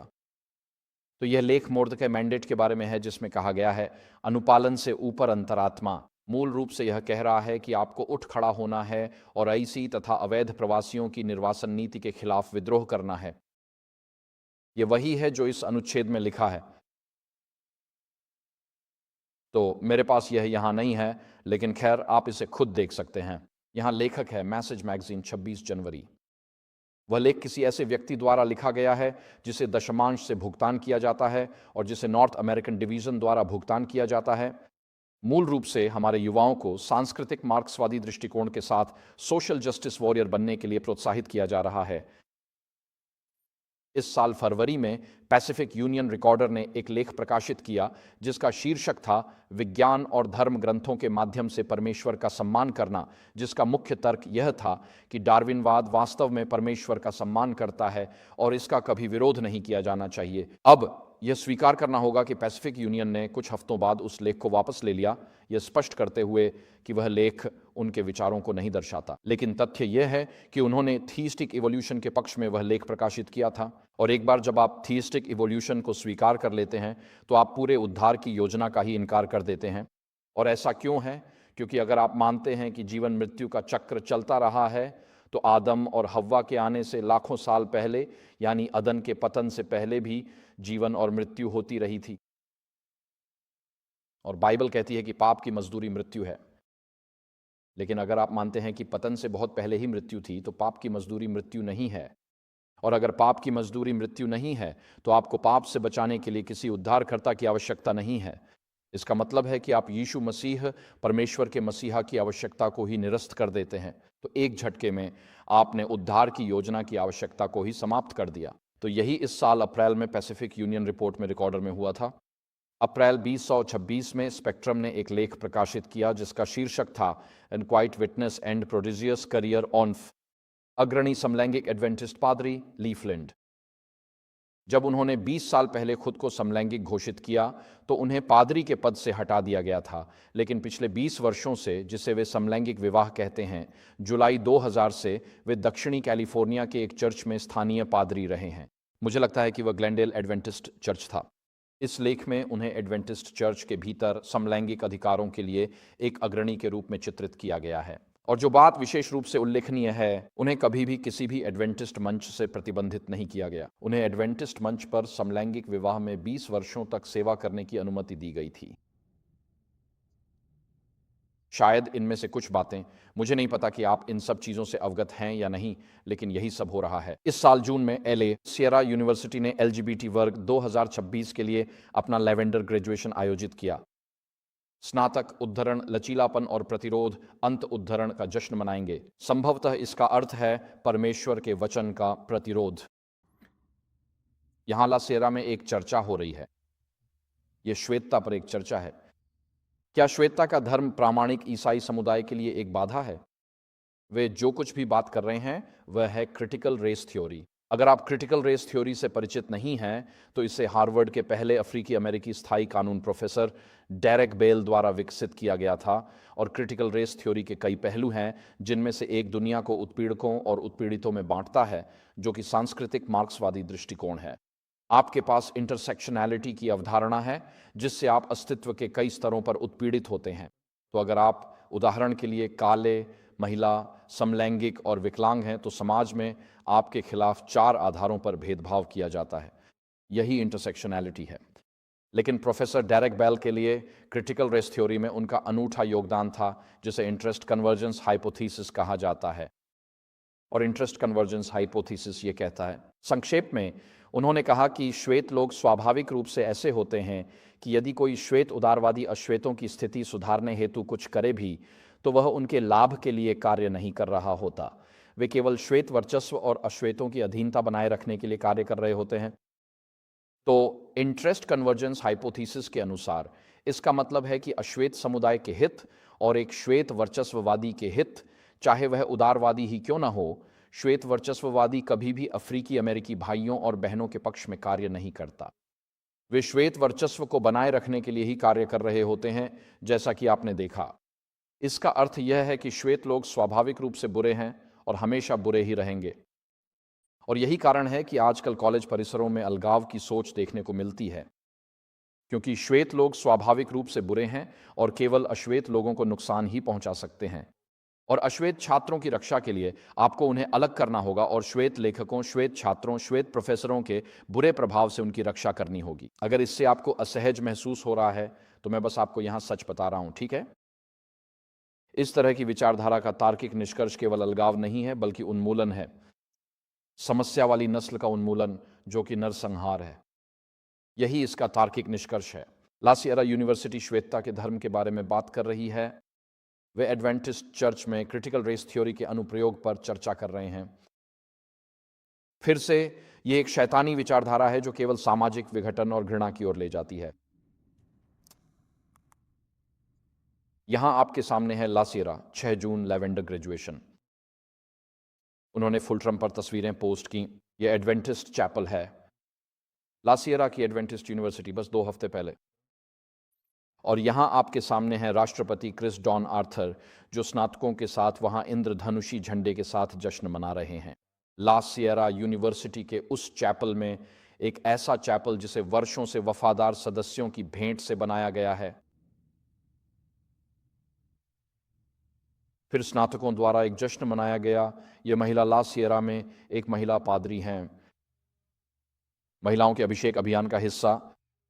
उन लोगों के लिए जो कहते हैं कि महिलाओं का अभिषेक समान लिंग अभिषेक या समान लिंग विवाह की ओर नहीं ले जाता, सबूत हमारे सामने है। कुछ ही हफ्ते पहले Adventist health white memorial hospital, मुझे यकीन है कि एलन व्हाइट को यह जानकर बहुत खुशी होती, ने जून में प्राइड मंथ मनाया। पोस्ट में लिखा है, एडवेंटिस्ट हेल्थ, हम मानते हैं कि संपूर्ण व्यक्ति की देखभाल की शुरुआत इस बात का सम्मान करने से होती है कि आपको क्या खास बनाता है। इस प्राइड मंथ में हम अपने खूबसूरती से विविध समुदाय की देखभाल करना जारी रखते हैं। सभी के लिए स्वास्थ्य, संपूर्णता और आशा को प्रेरित करते हैं, क्योंकि हम प्यार करने, बढ़ने और जीवन को पूरी तरह से अनुभव करने के लिए बने हैं। और मुझे नहीं लगता कि अगर सिस्टर व्हाइट आज जीवित होती तो वे ऐसी पोस्ट करती। यह अक्टूबर 2024 है। हमारे पिछले जिसी अध्यक्ष पास्टर विल्सन, हम हर बात पर सहमत नहीं हैं, लेकिन इस मामले में मैं उनसे सहमत हूं। उन्होंने वार्षिक परिषद में भाषण दिया और मूल रूप से उन्होंने एक उपदेश दिया, और दुनिया भर के सभी यूनियन अध्यक्ष वहां मौजूद थे, जिसमें उत्तरी अमेरिका भी शामिल था, और सभी डिवीजन अध्यक्ष और सभी अधिकारी भी वहां थे। और उन्होंने जो कहा वह यह था कि यदि आप बाइबल की शिक्षाओं का समर्थन नहीं करते, और वह मानव यौनिकता और बाइबल विवाह की बात कर रहे थे, यही उनका संदर्भ था। लेकिन अगर आप इसे YouTube पर देखें तो इसे हटा दिया गया है ताकि YouTube इसे बैन न कर दे, लेकिन यही बात वह कर रहे थे। उन्होंने कहा, अगर आप इन बातों पर, बाइबल की शिक्षाओं पर विश्वास नहीं कर सकते, तो मैं आपसे इस्तीफा देने के लिए कह रहा हूं। और उन्होंने ये 2 साल पहले वार्षिक परिषद में किया था, जो ये बताता है कि यहाँ तक कि GC अध्यक्ष भी जानते हैं कि हमारे पास एक समस्या है, क्योंकि वह उन यूनियन अध्यक्षों को जो हमारे शास्त्र से सिखाई गई बातों से सहमत नहीं हैं, इस्तीफा देने के लिए कह रहे हैं। शायद आप ऑडियो विजुअल डेस्क से वह क्लिप चला सकते हैं। तुम नेता के रूप में, यदि आप परमेश्वर के वचन को जैसा लिखा है वैसे स्वीकार नहीं कर सकते, मैं आपसे आग्रह करता हूं कि आप अपने पद से इस्तीफा दें। और मैं उनसे सहमत हूं। वह जो कह रहे हैं वह यह है कि दशमांश असंस्कारित सेवकों को नहीं जाना चाहिए। दशमांश पवित्र है, इससे उनका समर्थन नहीं करना चाहिए जो परमेश्वर की घृणित बातों को मानते हैं। भविष्यवाणी इस बारे में क्या कहती है? 1883 के रिव्यू एंड हेराल्ड का यह लेख मुझे गहराई से छू गया। वह कहती हैं, जो लोग अपने प्रकाश का घमंड करते हैं वह एडवेंटिस्टों की बात कर रही हैं और फिर भी उसमें चलते नहीं हैं। मसीह कहता है, लेकिन मैं तुमसे कहता हूं, न्याय के दिन तुम्हारे लिए और तेरे लिए सूर और सिदोन के लिए अधिक सहनशीलता होगी। और फिर वह स्वयं जोड़ती हैं। 7वें, वे एडवेंटिस्ट जिन्होंने महान प्रकाश पाया है, जिन्हें विशेषाधिकार के मामले में स्वर्ग तक ऊंचा उठाया गया है, उन्हें कहां गिराया जाएगा? नरक। क्योंकि यदि वे सामर्थ्य के कार्य जो तुझ में किए गए हैं सदोम में किए गए होते, तो वह आज तक बनी रहती। जब मैं इस भविष्यवाणी के इस अंश को पढ़ता हूं तो यह बहुत स्पष्ट है कि परमेश्वर एडवेंटिस्ट आंदोलन के उन हिस्सों पर न्याय लाएगा जो सदोम और अमोरा के कार्यों का उत्सव मना रहे हैं। आइए इस बारे में स्पष्ट रहें, आइए चीज़ों को उनके सही नाम से पुकारें। इसके बारे में बात करना सुखद नहीं है, ये इंटरनेट पर रहेगा। मुझे यकीन है कि इस उपदेश को यहाँ उत्तरी अमेरिका के कुछ कलीसिया नेताओं के बीच ज़्यादा सकारात्मक पसंद नहीं मिलेगी, लेकिन यही चेतावनी की सलाह है भविष्यवाणी की आत्मा की। ये आज एडवेंटिस्ट कलीसिया के लिए मसीह का वचन है। तुम्हें महान ज्योति मिली है, लेकिन यदि तुम सदोम के कार्यों में बने रहे तो तुम नरक में जाओगे। ये एक गंभीर संदेश है ना? ये गंभीर संदेश है। हम उत्तरी अमेरिकी डिवीजन में एक बंटी हुई सभा हैं। हमारे डिवीजन में 2 विश्व दृष्टिकोण हैं। हमारे पास बाइबल के प्रति निष्ठावान एडवेंटिस्ट हैं, हमारे पास प्रगतिशील एडवेंटिस्ट हैं और ये दोनों एक दूसरे के साथ बिल्कुल भी मेल नहीं खाते। ये हमारे पास नाम के अलावा कुछ भी समान नहीं है। और जो हुआ है वह यह है कि हमारे पास दो विश्व दृष्टिकोण हैं, जैसे कि वे अलग अलग ग्रहों पर हों, लेकिन हमें एक साझा वित्तीय प्रणाली ने जोड़े रखा है और अब प्रगतिशील लोग वित्तीय तंत्रों को नियंत्रित कर रहे हैं। और वे न केवल इसे नियंत्रित करते हैं, बल्कि अब वे इसे बाइबल के प्रति निष्ठावान एडवेंटिस्टों के खिलाफ खुले तौर पर एक हथियार के रूप में इस्तेमाल कर रहे हैं। यह सुनना शायद कठिन हो सकता है, लेकिन मुझे मंच से सत्य बोलना चाहिए। हम सत्य बोलते हैं क्योंकि जब तक आप सत्य नहीं बोलते तब तक आप चंगाई नहीं पा सकते। चंगाई के लिए सत्य आवश्यक है और हम चाहते हैं कि हमारी कलीसिया के सभी हिस्सों के लिए चंगाई हो, सिर्फ हमारे नेताओं के लिए नहीं। लेकिन हम चाहते हैं कि हमारे युवा जानें कि हम ऐसे परमेश्वर की सेवा करते हैं जो आपको एक नई सृष्टि बना सकता है। हम एक बंटा हुआ घर हैं। जब मैं एडवेंटिस्ट बना तो मैंने भोलेपन में मान लिया था कि हमारे नेता वास्तव में हमारे मूल विश्वासों में विश्वास करते हैं। अब मुझे पता चलता है कि नॉर्थ अमेरिकन डिवीज़न, हमारे संस्थानों और हमारे यूनियनों में कई लोग जो इन कॉलेज बोर्डों में बैठते हैं, वे दशमांश मांगते समय हमारे मूल विश्वासों की केवल औपचारिकता निभाते हैं, जबकि प्रगतिशील विचारधाराएं आगे बढ़ा रहे हैं जो हमारे युवाओं को नरक के गर्त में ले जा रही हैं। तो इस संस्थागत क्षरण का प्रभाव क्या है? आज मैं अपनी कलीसिया में देखता हूं कि एक अधिनायकवादी भावना, जिसका परमेश्वर के राज्य में कोई स्थान नहीं है, हमारे प्रशासनिक अभिजात वर्ग पर हावी हो गई है। सिर्फ नॉर्थ अमेरिका ही नहीं, बल्कि पूरी दुनिया के सदस्य बढ़ती पादरी और प्रशासनिक निरंकुशता की संस्कृति के तहत पीड़ित हो रहे हैं। हमारे प्रशासक अपने सदस्यों, उनके शरीर या उनकी अंतरात्मा पर अपनी पूर्ण सत्ता को कोई चुनौती स्वीकार नहीं करते। जो मैंने देखा है वह यह है कि कलीसिया नियमावली का उपयोग केवल चुनिंदा रूप से किया जाता है, जब ज़रूरत हो तो हमेशा सम्मेलन के पक्ष में, लेकिन कभी भी सदस्यों की रक्षा के लिए नहीं। केवल पवित्र आत्मा की खोज के माध्यम से ही हम इस सामूहिक जड़ता को उलट सकते हैं और अपनी संस्था में फिर से जीवन फूंक सकते हैं। हमें आज बेहद ज़रूरत है कि हम प्रकाशित वाक्य 3:14 में वर्णित विश्वास योग्य और सच्चे साक्षी की गवाही और सलाह को सुने, अन्यथा हम अपनी लौदीकिया जैसी स्थिति में परमेश्वर के न्याय के अधीन नष्ट हो जाएंगे। लौदीकिया के लोग खोए हुए हैं जब तक वे पश्चाताप नहीं करते। पिछले 5 या 6 वर्षों से इन शिकायतों के निवारण के लिए कई अनुरोध किए गए हैं। याचिकाओं पर हस्ताक्षर किए जाते हैं, उन्हें जनरल कॉन्फ्रेंस को भेजा जाता है और बस अनदेखा कर दिया जाता है।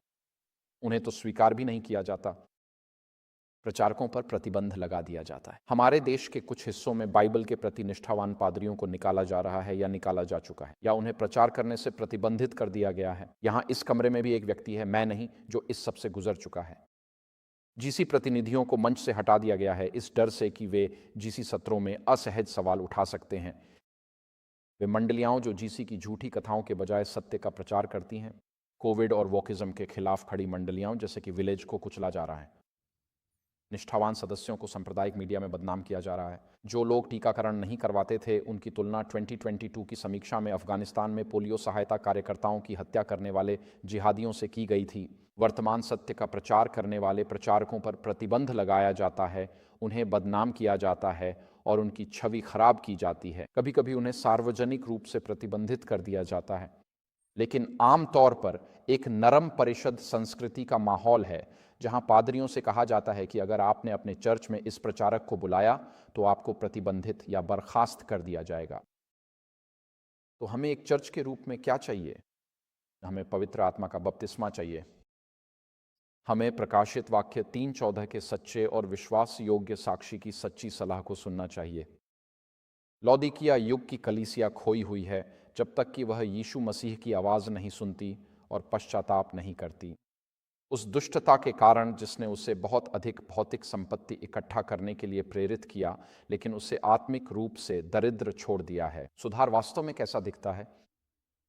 मेरा मानना है कि आज हमें अपने महासम्मेलन और हमारे नेताओं से ये 7 बातें करने की आवश्यकता है। पहला है प्रकाशित वाक्य 3 के सच्चे और विश्वास योग्य साक्षी की सलाह को सुनना और इस पर विचार करना कि आज हमारे लिए इसका क्या अर्थ है।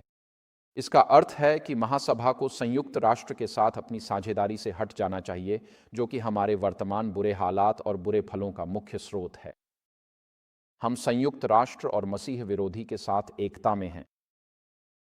हम भविष्यवाणी के रूप में तब तक नहीं बोल सकते जब तक हम मसीह विरोधी के अधीन हैं। पुनः पुष्टि वाले बयान को रद्द कर देना चाहिए और सदस्यों को यह आश्वासन देना चाहिए कि ऐसा बयान फिर कभी जारी नहीं किया जाएगा। एडवेंटिस्ट जगत में हमारे संस्थानों को सार्वजनिक रूप से यह संकल्प लेना चाहिए कि वे हमारे मूल विश्वासों में समाहित बाइबल आधारित सत्यों का सम्मान और पालन करेंगे और कक्षा में जागरूक वोक विचारधाराओं को अस्वीकार करेंगे। और सार्वजनिक आयोजनों में भी हमें बाइबल के प्रचारकों का बहिष्कार बंद करना होगा, नेताओं को तानाशाही छोड़नी होगी और सच्ची सेवा का अर्थ सीखना होगा। तो आप सदस्य के रूप में क्या करें? हमने याचिका दायर की, हमने प्रार्थना की, हमने उपवास किया, हमने पत्र लिखे, कोई कभी जवाब नहीं देता, कोई नहीं सुनता, कोई परवाह नहीं करता। ऐसा क्यों है? क्योंकि नेताओं को पता है कि सदस्यों के पास बदलाव लाने का कोई तंत्र नहीं है। हम उन्हें शिकायत करने देते हैं, लेकिन अगर आपका कॉन्फ्रेंस सुनना नहीं चाहता तो कोई ज़्यादा कुछ कर भी नहीं सकता। जब मैं दुनिया भर में यात्रा करता हूं तो देखता हूं कि कई एडवेंटिस्ट निराशा में उबल रहे हैं और भाप, मान लीजिए, अगर आपके रसोई के केतली से उठती है तो वह हवा में विलीन हो जाती है, तो खुद भाप से कोई फ़ायदा नहीं होता। लेकिन अगर आप उस भाप को दिशा दे सकें तो वही भाप टरबाइन घुमा सकती है और उससे बिजली पैदा होगी। इसलिए आपको ऐसा तंत्र ढूंढना होगा जो उस भाप को टरबाइन घुमाने के लिए दिशा दे ताकि बिजली उत्पन्न हो सके। और बिजली उस शक्ति का प्रतीक है जो इन मुद्दों को हमारे नेताओं के ध्यान में ला सकती है, ऐसे तरीके से जिसे वे समझ सकें, ऐसे तरीके से जिसमें उनके जवाब देने की संभावना हो। और यही मुझे इस सवाल तक लाता है, हम सदस्य के रूप में क्या कर सकते हैं? और अब मैं दशमांश के बारे में बात करने जा रहा हूं। मैंने 2024 में दशमांश के बारे में 15 सेकंड बात की थी और मेरी जिंदगी बिखर गई, तो अब हम इसे 15 मिनट के लिए हटा रहे हैं और देखते हैं क्या होता है। सबसे पहले कुछ बाइबल सिद्धांत। दशमांश प्रभु का है, यह प्रशासकों या किसी भी सम्मेलन का नहीं है। किसी भी सम्मेलन को दशमांश पर दिव्य अधिकार नहीं है। अब्राहम ने दशमांश मेलकिसेदेक को लौटाया जो मसीह का प्रतीक था, और हम भी दशमांश यीशु मसीह को लौटाते हैं, वह कलीसिया का सिर है। हमें यीशु मसीह को दशमांश लौटाने का नैतिक दायित्व है ताकि यह स्वीकार किया जा सके कि हम सृजित प्राणी हैं और हमारे जीवन में सारी अच्छी आशीषें हमारे स्वर्गीय पिता का उपहार हैं।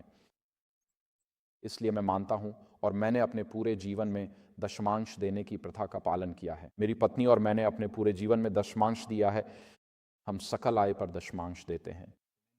कई वर्षों तक जब हमारी शादी हुई, शायद पहले, मुझे नहीं पता, शादी के 15 साल जब हम अपने बच्चों की परवरिश कर रहे थे, हमारे पास एक ही आय थी। और आप जानते हैं, एक आय का मतलब है कि जब आपके पास एक ही कार होती है, वह भी पुरानी, आप बाहर खाना नहीं खाते, आपके बच्चे पुराने कपड़े पहनते हैं। मेरी पत्नी ने हमारी शादीशुदा ज़िंदगी का ज़्यादातर समय गुडविल में ख़रीदारी की है। और जब भी हम कहीं अच्छे इलाके में जाते हैं तो हम गुडविल जाते हैं, क्योंकि अच्छे इलाकों में गुडविल में अच्छे कपड़े मिल जाते हैं। ठीक है, तो हमने ये बातें सीखी हैं। जो जूते मैं पहनता हूँ, जो जैकेट्स मैं पहनता हूँ, वे ज़्यादातर गुडविल से ही हैं। इसी तरह हम अपना गुजारा करते हैं, ठीक है। लेकिन मैं आपको ये बताना चाहता हूँ कि 26 साल की शादी में हमने कभी कर्ज नहीं लिया। क्या आप जानते हैं कि कभी कर्ज में न जाना कितनी बड़ी नेमत है? और न ही मेडिकल बिल्स हों और स्वस्थ शरीर और स्वस्थ बच्चे हों। ये प्रभु की ओर से एक आशीर्वाद है। मैं आज ये कह सकता हूँ कि जब आप प्रभु को अपनी दशमांश ईमानदारी से लौटाते हैं तो स्वर्ग का भंडार आपके ऊपर उंडेल दिया जाता है। और यह परमेश्वर के आशीर्वाद के भरोसे के साथ जीना एक पूर्ण आशीर्वाद है। लेकिन हम में से हर एक को 3 फैसले लेने होते हैं।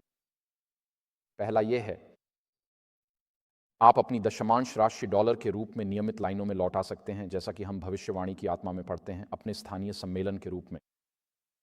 मिशिगन यही कहेगा। वे कहते हैं कि आप केवल अपने स्थानीय सम्मेलन को ही दशमांश लौटा सकते हैं, लेकिन मेरा मानना है कि आप किसी भी ऐसे सम्मेलन को दशमांश लौटा सकते हैं जो पवित्र शास्त्र के प्रति वफादार हो। ये हमारे पास एक विकल्प है। दूसरा विकल्प है, बाइबल में देखें कि किसी ने दशमांश पैसे में नहीं दिया। इसका एक भी उदाहरण नहीं है। यह हमेशा भोजन के रूप में था। बाइबल में दशमांश पैसे में देने का कोई उदाहरण नहीं है। केवल व्यवस्था विवरण का एक पद दशमांश और धन की बात करता है। इसमें लिखा है, यदि आप प्रभु द्वारा निर्धारित स्थान से दूर हैं और उपज मंदिर तक नहीं ला सकते, तो उसे बेचकर धन में बदल लें और उस स्थान पर लाएं जिसे प्रभु ने चुना है। और इसमें यह नहीं लिखा कि पैसे दे दो, बल्कि लिखा है कि उन पैसों से भोजन खरीदो और उस भोजन पर उत्सव मनाओ। बाइबल में दशमांश को पैसे से जोड़ने का एक भी उदाहरण नहीं है। अगर आप बाइबल के अनुसार सच्चा दशमांश लौटाना चाहते हैं तो हमें वॉलमार्ट से चावल और बीन्स ऑर्डर करके उन्हें अपर कोलंबिया कॉन्फ्रेंस को ड्राइन अप शिप करना चाहिए। अब मैंने ये विचार 2 कॉन्फ्रेंस अध्यक्षों के सामने रखा। मैं ये नहीं बताऊंगा कि वे कौन से कॉन्फ्रेंस अध्यक्ष थे, लेकिन एक अमेरिका में है और एक यूरोप में। ये दोनों मजबूत विश्वासी बाइबल कॉन्फ्रेंस अध्यक्ष हैं और दोनों जोर जोर से हंस पड़े और बोले, इस बारे में बात करने की हिम्मत मत करना। लेकिन अगर आप बाइबल के अनुसार दशमांश लौटाने जा रहे हैं तो 200 पाउंड बीन्स ऑर्डर करके उसे कॉन्फ्रेंस को भेजना एक सच्चा दशमांश है।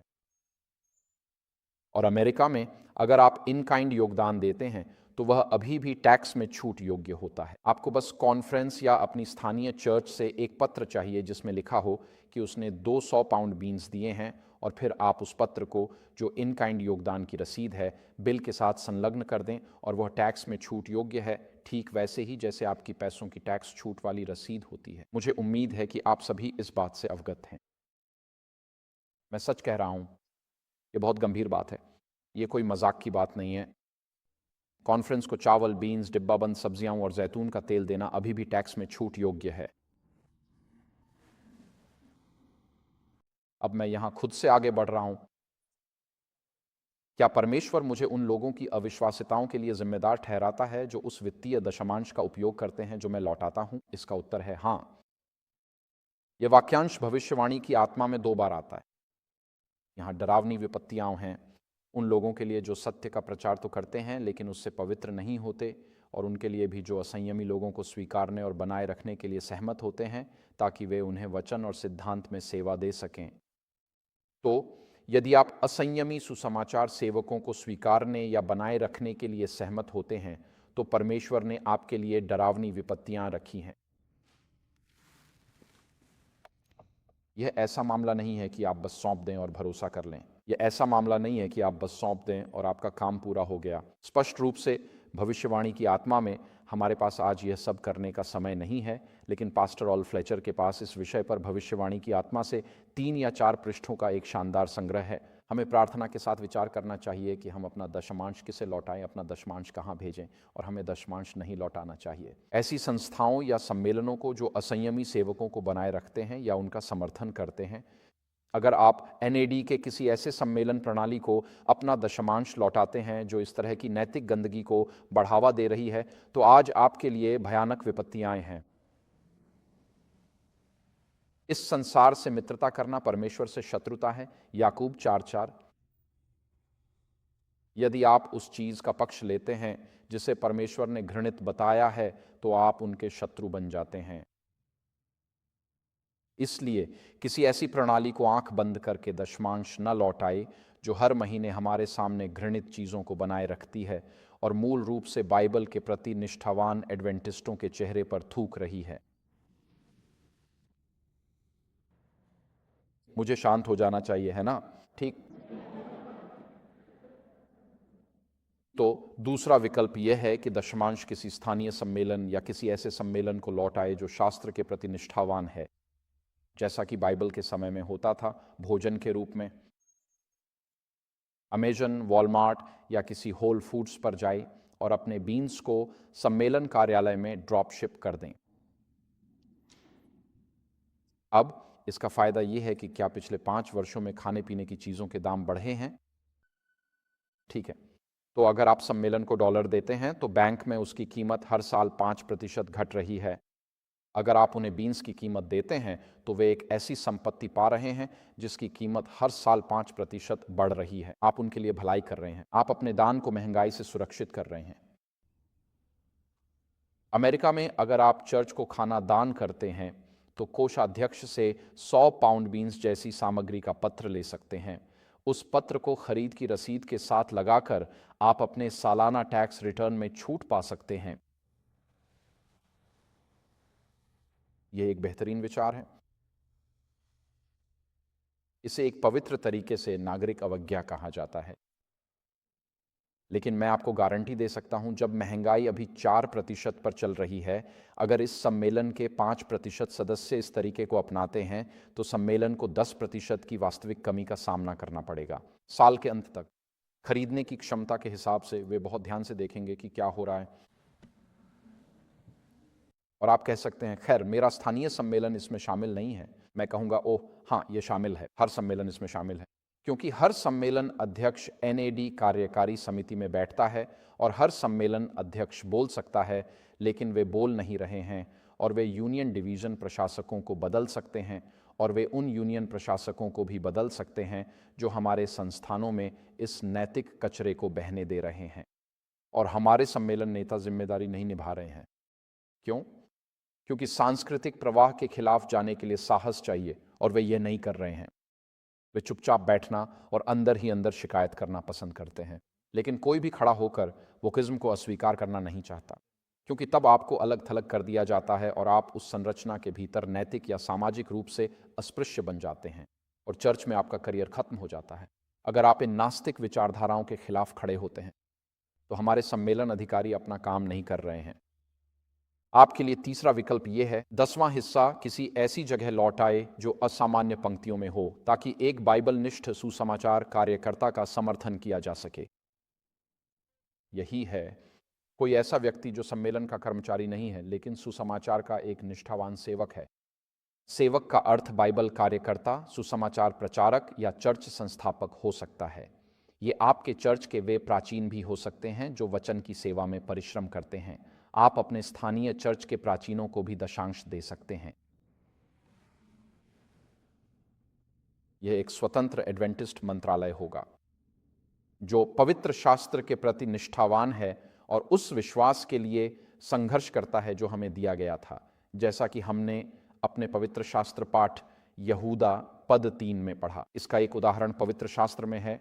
एक और 2 राजा 4:42 में वहां लिखा है कि बाल शलीशा से एक व्यक्ति आया और वह क्या लाया? पहले फल परमेश्वर के जन के लिए, और यह एलीशा था। क्या उन्होंने दशमांश लाया? ये पहले फल थे। क्या उन्होंने इसे तंबू मंदिर में लाया? नहीं, वे इसे एलीशा के पास लाए जो एक भविष्यवक्ता थे। उसने अपनी बोरी में जौ की 20 रोटियां और ताजे अनाज के बाल लाए और एलीशा ने कहा, इसे लोगों को दो और उन्हें खाने दो। दशमांश के उपयोग का एक हिस्सा गरीबों को आशीर्वाद देने के लिए है, लेकिन हम कभी भी दशमांश का उपयोग गरीबों को आशीर्वाद देने के लिए नहीं करते, कभी नहीं। इसका उपयोग केवल संप्रदाय के कर्मचारियों और उनके लाभों के लिए भुगतान करने में किया जाता है। इसका कभी भी गरीबों को आशीर्वाद देने के लिए उपयोग नहीं किया जाता। लेकिन यहाँ आपके पास शास्त्र से एक उदाहरण है, एक स्वतंत्र सेवा का, एलीशा, जिसे तंबू मंदिर से वेतन नहीं मिलता था और यह व्यक्ति उसे पहले फलों का भोजन लाता है। यही उसका दशमांश है और एलीशा ने इसे स्वीकार कर लिया। क्या आपने कभी महसूस किया है कि यहेजकेल की पुस्तक को छोड़कर बाइबल की हर पुस्तक एक स्वतंत्र सेवा द्वारा लिखी गई है? आपको इस बारे में सोचना चाहिए। बाइबल की कोई भी पुस्तक लिखने वाला कोई भी व्यक्ति सम्मेलन, कॉन्फ्रेंस का कर्मचारी नहीं था। वे सभी स्वतंत्र सेवाएं थीं, एक भी अपवाद नहीं। तो आप इस बारे में कुछ सवाल पूछ सकते हैं। क्या सभी दशमांशों को एक ही संरचना के माध्यम से भेजा जाना चाहिए? इसका उत्तर है जरूरी नहीं। स्पॉल्डिंग मेगन संग्रह पृष्ठ 441 में यह लिखा है, चिंता मत करो कि कुछ साधन सीधे उन लोगों तक पहुंच जाए जो शांत और प्रभावी तरीके से मिशनरी कार्य करने की कोशिश कर रहे हैं। और यह मुख्य वाक्य है, सभी साधनों को एक ही एजेंसी या संगठन द्वारा नियंत्रित नहीं किया जाना चाहिए। अब सिस्टर व्हाइट ने साधन शब्द का सैकड़ों बार उपयोग किया है, जिससे वह दशमांश और भेंटों की ओर इशारा करती है। यह उनका दशमांश और भेंटों TNO के लिए संक्षिप्त रूप है। और जब वह कहती हैं कि इसे एक ही एजेंसी या संगठन द्वारा नियंत्रित नहीं किया जाना चाहिए, तो वह यहाँ बैटल क्रीक में जनरल कॉन्फ्रेंस की ओर इशारा कर रही थी। तो वह जो कह रही हैं वह यह है कि सभी दशमांश और भेंटें सांप्रदायिक संरचना के माध्यम से ही नहीं जानी चाहिए। फिर आप यह सवाल पूछते हैं, क्या मेरी स्थानीय कॉन्फ्रेंस ही बाइबल में वर्णित भंडार गृह, स्टोर हाउस है? देखिए, आपकी स्थानीय कॉन्फ्रेंस एक भंडार गृह है, लेकिन वह एकमात्र भंडार गृह नहीं है। यहाँ कई भंडार गृह हैं। उत्तर अमेरिका में हमारे पास 60 से अधिक कॉन्फ्रेंस हैं, यानी 60 से अधिक भंडार गृह हैं। और क्या 6 यूनियन हैं, तो वह 6 और भंडार गृह हुए, और हमारे पास डिवीजन भी है। तो केवल नॉर्थ अमेरिकन डिवीजन के भीतर ही कई भंडार गृह हैं। और यह बयान 2023 में आप इसे ऑनलाइन देख सकते हैं। क्या आप में से कोई एडवेंटिस्ट जर्नी मैगजीन प्राप्त करता है? आप में से कुछ लोग करते हैं। हाँ, ये नॉर्थ अमेरिकन डिवीजन के लिए पत्रिका जैसी है। तो रैंडी रॉबिन्सन ने अभी अभी नेड के कोषाध्यक्ष के रूप में सेवानिवृत्ति ली थी, तो वे सेवानिवृत्त हो चुके हैं, और उन्होंने ये लिखने से कुछ महीने पहले ही सेवानिवृत्ति ली थी। और दिसंबर 2023 में आप इसे ऑनलाइन देख सकते हैं, पेज 4 पर ये उन्होंने लिखा था। उन्होंने कहा, एडवेंटिस्ट चर्च अपने ढांचे के भीतर भंडार गृह को स्थानीय कॉन्फ्रेंस के रूप में परिभाषित करता है। अब अगला वाक्य ध्यान से सुनिए। यह परिभाषा कोई धार्मिक आवश्यकता नहीं है। नेड के कोषाध्यक्ष की कितनी चौंकाने वाली स्वीकारोक्ति है यह कोई धार्मिक आवश्यकता नहीं है, और न ही संगठन में दशमांश के प्रवाह का तरीका। यह एक प्रशासनिक निर्णय है। हाँ, उन्होंने पॉलिटी शब्द का इस्तेमाल किया है, पॉलिसी का नहीं। यह एक प्रशासनिक निर्णय है जिस पर हमने सामूहिक रूप से सहमति जताई है। इसका मतलब है कि हमने अपने ढांचे को वित्त पोषित करने का एक तरीका खोजा। हमने पुराने नियम में दशमांश प्रथा को देखा और कहा, यह अच्छा लगता है, हम इसे अपने लिए अपना लेंगे। और हमने कहा कि स्थानीय सम्मेलन ही भंडार गृह होगा, लेकिन इस निर्णय के लिए कोई धार्मिक आधार नहीं है। यह सिर्फ एक नीतिगत निर्णय है। इसका कोई धार्मिक आधार नहीं है। मिशिगन सम्मेलन को सभी मिशिगन एडवेंटिस्ट्स के लिए भंडार गृह बनाने का कोई धार्मिक आधार नहीं है।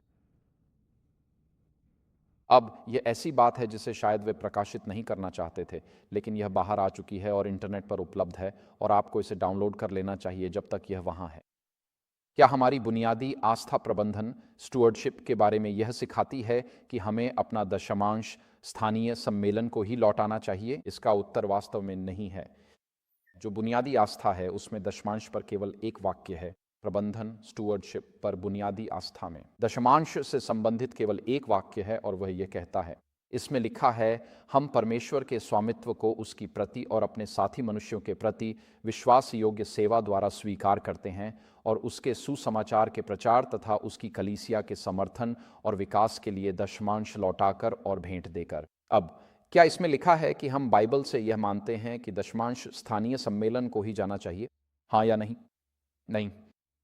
हम दशमांश किसे लौटाते हैं? इसके अनुसार हम दशमांश लौटाते हैं उसे, ताकि किसके विकास का समर्थन किया जा सके? उसकी कलीसिया। और फिर आप कहते हैं, अच्छा, इसका मतलब तो सम्मेलन ही होना चाहिए। नहीं, क्योंकि हमारी कलीसिया पर आधारित मूल विश्वासों में हमारे पास एक वाक्य है जो कलीसिया को परिभाषित करता है। हमारे मूल विश्वास कलीसिया को कैसे परिभाषित करते हैं? कलीसिया उन विश्वासियों का समुदाय है जो यीशु मसीह को प्रभु और उद्धारकर्ता के रूप में स्वीकार करते हैं। हमारे मूल विश्वासों में कहीं भी कलीसिया की कोई कानूनी, संस्थागत या कॉर्पोरेट परिभाषा नहीं है। आप दिन रात देख सकते हैं, आपको 1 से 28 तक कहीं भी ये परिभाषाएं नहीं मिलेंगी। प्रबंधन के मूल विश्वास में कलीसिया की वृद्धि का मतलब उन विश्वासियों का बढ़ना है जो यीशु मसीह को प्रभु और उद्धारकर्ता मानते हैं। हमारे विश्वासों में किसी कानूनी ढांचे या सम्मेलन कार्यालय का जिक्र नहीं है। इसलिए आपको यह कहने पर दंडित नहीं किया जा सकता कि दशमांश सम्मेलन को ही जाए, क्योंकि हमारे मूल विश्वास ऐसा नहीं सिखाते। वे ये नहीं सिखाते। क्या मुझे अपने स्थानीय सम्मेलन को वित्तीय दशमांश न लौटाने के लिए अनुशासित किया जा सकता है? इसका उत्तर है नहीं। चर्च मैनुअल, जिसे वर्ल्ड चर्च द्वारा मतदान के बाद स्वीकार किया गया है, उन कारणों को बताता है जिनके लिए आपको अनुशासित किया जा सकता है। अनुशासित किया जा सकता है, लेकिन आपको अपने स्थानीय सम्मेलन को दशमांश न लौटाने के लिए अनुशासित करने की अनुमति नहीं है। ऐसा कोई नियम नहीं है। अब मैं आप सभी को प्रोत्साहित करूंगा कि आप यीशु मसीह को ईमानदारी से दशमांश लौटाए, लेकिन यदि आप अपने स्थानीय सम्मेलन को दशमांश नहीं लौटाते हैं तो आपको चर्च से बाहर नहीं किया जा सकता या निंदा नहीं की जा सकती। क्या एलन व्हाइट ने हमें दशमांश के उपयोग का कोई उदाहरण दिया है? क्या सीधे उन सुसमाचार प्रचारकों को जो संप्रदाय के कर्मचारी नहीं हैं? हाँ, ये उस पत्र में बताया गया था जिसे वॉटसन पत्र के नाम से जाना जाता है। अगर आपने कभी वॉटसन पत्र नहीं पढ़ा है तो आपको इसे ज़रूर पढ़ना चाहिए। वह वहाँ कहती हैं, मैंने स्वयं सबसे ज़रूरतमंद मामलों के लिए दशमांश का उपयोग किया है जो मेरे ध्यान में लाए गए थे। मुझे ऐसा करने के लिए निर्देशित किया गया है, और क्योंकि यह धन प्रभु के खजाने से नहीं रोका गया है, इसलिए यह कोई ऐसी बात नहीं है जिस पर टिप्पणी की जानी चाहिए। यह एक दिलचस्प बयान है। हम पूरे दिन इसी एक वाक्य पर चर्चा कर सकते हैं, लेकिन दशमांश रोकना वह है जब आप प्रभु को कोई दशमांश वापस नहीं करते, और हमें ऐसा नहीं करना चाहिए। हमें सबसे पहले प्रभु को ईमानदारी से दशमांश लौटाना चाहिए। दशमांश का दुरुपयोग वह है जब आप दशमांश का उपयोग उस उद्देश्य के लिए करते हैं जिसके लिए परमेश्वर ने दशमांश को निर्धारित नहीं किया है, जैसे कि अपने किशोर वर्ग के लिए लैपटॉप खरीदना। यही दशमांश का दुरुपयोग है। यह शास्त्र में अनुमति नहीं है। दशमांश का उपयुक्त उपयोग वही है जैसा व्हाइट ने किया था। ये वह स्थिति है जब आप कहते हैं कि कुछ सुसमाचार प्रचारक हैं जो सांप्रदायिक ढांचे में नहीं हैं, लेकिन वे वफादार सुसमाचार प्रचारक हैं, और मैं अपने दशमांश को सीधे उन वफादार प्रचारकों तक पहुंचा सकता हूं बिना सम्मेलन के माध्यम से भेजे, कोषागार के माध्यम से, और यह परमेश्वर को स्वीकार्य है। और वह कहती हैं, जब आप सीधे मुझसे सुसमाचार प्रचारक को देते हैं बिना सम्मेलन के कोषागार के माध्यम से, तो आप इस प्रक्रिया में प्रभु के कोषागार को लूट नहीं रहे हैं। तो आप सीधे किसी सुसमाचार प्रचारक या वफादार सुसमाचार सेवा को दे सकते हैं, और इस कार्य में सिस्टर व्हाइट आपका उदाहरण है। तो सवाल ये है कि दशमांश किसे मिलना चाहिए? भविष्यवाणी की आत्मा में हमें दो उत्तर मिलते हैं। दशमांश उन लोगों को जाना चाहिए जो वचन और सिद्धांत में परिश्रम करते हैं, चाहे वे पुरुष हों या महिलाएं। इवेंजलिज्म 492 या वेलफेयर मिनिस्ट्री, पृष्ठ 277। दशमांश विशेष रूप से उन लोगों के समर्थन के लिए समर्पित किया जाना चाहिए जो परमेश्वर का संदेश संसार तक पहुंचा रहे हैं। तो दशमांश वहीं जाना चाहिए। जो लोग सुसमाचार का प्रचार करते हैं, उन्हें सुसमाचार से ही अपनी आजीविका कमानी चाहिए, जैसा कि नया नियम कहता है। क्या आपके पास परमेश्वर की ओर से यह अनुमति है कि आप अपना दशमांश सीधे सुसमाचार के सेवकों को दें? इसका उत्तर है हाँ। सिस्टर व्हाइट कहती हैं, प्रभु ने हमें अपना भंडारी बनाया है। परमेश्वर आप पर यह बोझ नहीं डालता कि आप किसी परिषद से पूछें कि आपको अपने दशमांश और भेंटों को प्रभु के कार्य में अपनी समझ के अनुसार उपयोग करना चाहिए या नहीं। और जब आप इसमें यह जोड़ते हैं कि डरावनी विपत्तियां उन लोगों की प्रतीक्षा कर रही हैं जो असंयमी लोगों को स्वीकार करने या बनाए रखने के लिए सहमत होते हैं, तो इसका मतलब है कि आपको चुनना, सोचना और प्रार्थना करनी चाहिए, और पवित्र आत्मा के मार्गदर्शन के लिए प्रार्थना करनी चाहिए कि मुझे अपना दशमांश कहाँ लौटाना चाहिए। क्योंकि अगर अपर कोलंबिया कॉन्फ्रेंस के अध्यक्ष लुमा, लिंडा और लासेरा से आने वाले इस सारे कचरे का सार्वजनिक रूप से विरोध नहीं करते, और बाकी सबका भी, तो वे इसमें सहभागी हैं। और यदि आप उस कॉन्फ्रेंस संरचना का समर्थन करते हैं, तो परमेश्वर की ओर से डरावनी विपत्तियां आपके रास्ते में आ रही हैं। अब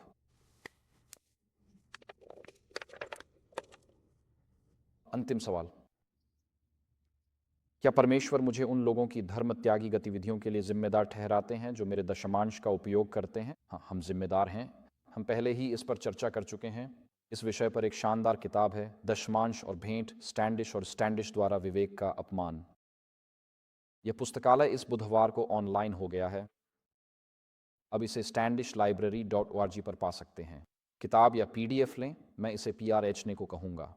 दशमांश पर भविष्यवाणी की आत्मा के बारे में यह एडवेंटिस्ट चर्च का सबसे बेहतरीन अध्ययन है। तो फिर निष्कर्ष में हम क्या कहें? जैसा कि आप देख सकते हैं, मेरे पास वहाँ एक जलता हुआ बाबेल का मीनार है। मैं ये कहना चाहता हूँ कि मसीह के प्रति मेरी निष्ठा किसी भी असफल संस्था के प्रति मेरी निष्ठा से ऊपर होनी चाहिए। दुनिया से मित्रता करना परमेश्वर से शत्रुता करना है। अपने पैसे से, अपने लौट आए गए दशमांश से उस चीज़ का सीधे समर्थन करना जिसे परमेश्वर घृणित मानता है, मुझे परमेश्वर के दोष के अधीन कर देता है। मैंने पहले भी सच्चे स्वतंत्र एडवेंटिस्टों की बात की है। रूस में मेरा उनसे संपर्क है। हम ज़ूम पर बात करते हैं, वे वास्तव में मौजूद हैं। लेकिन मैं सच्चे और स्वतंत्र एडवेंटिस्ट का उपयोग इस अर्थ में करना चाहता हूं कि मैं स्वयं एक सच्चा और स्वतंत्र एडवेंटिस्ट हूं। इस अर्थ में कि मैं पवित्र शास्त्र की उन शिक्षाओं के प्रति सच्चा हूं जिन्हें हमारी कलीसिया ने सिखाया है, और मैं अपने विवेक या अपने शरीर पर किसी भी संप्रदाय, संस्था, संयुक्त राष्ट्र या पोप के नियंत्रण से स्वतंत्र हूं।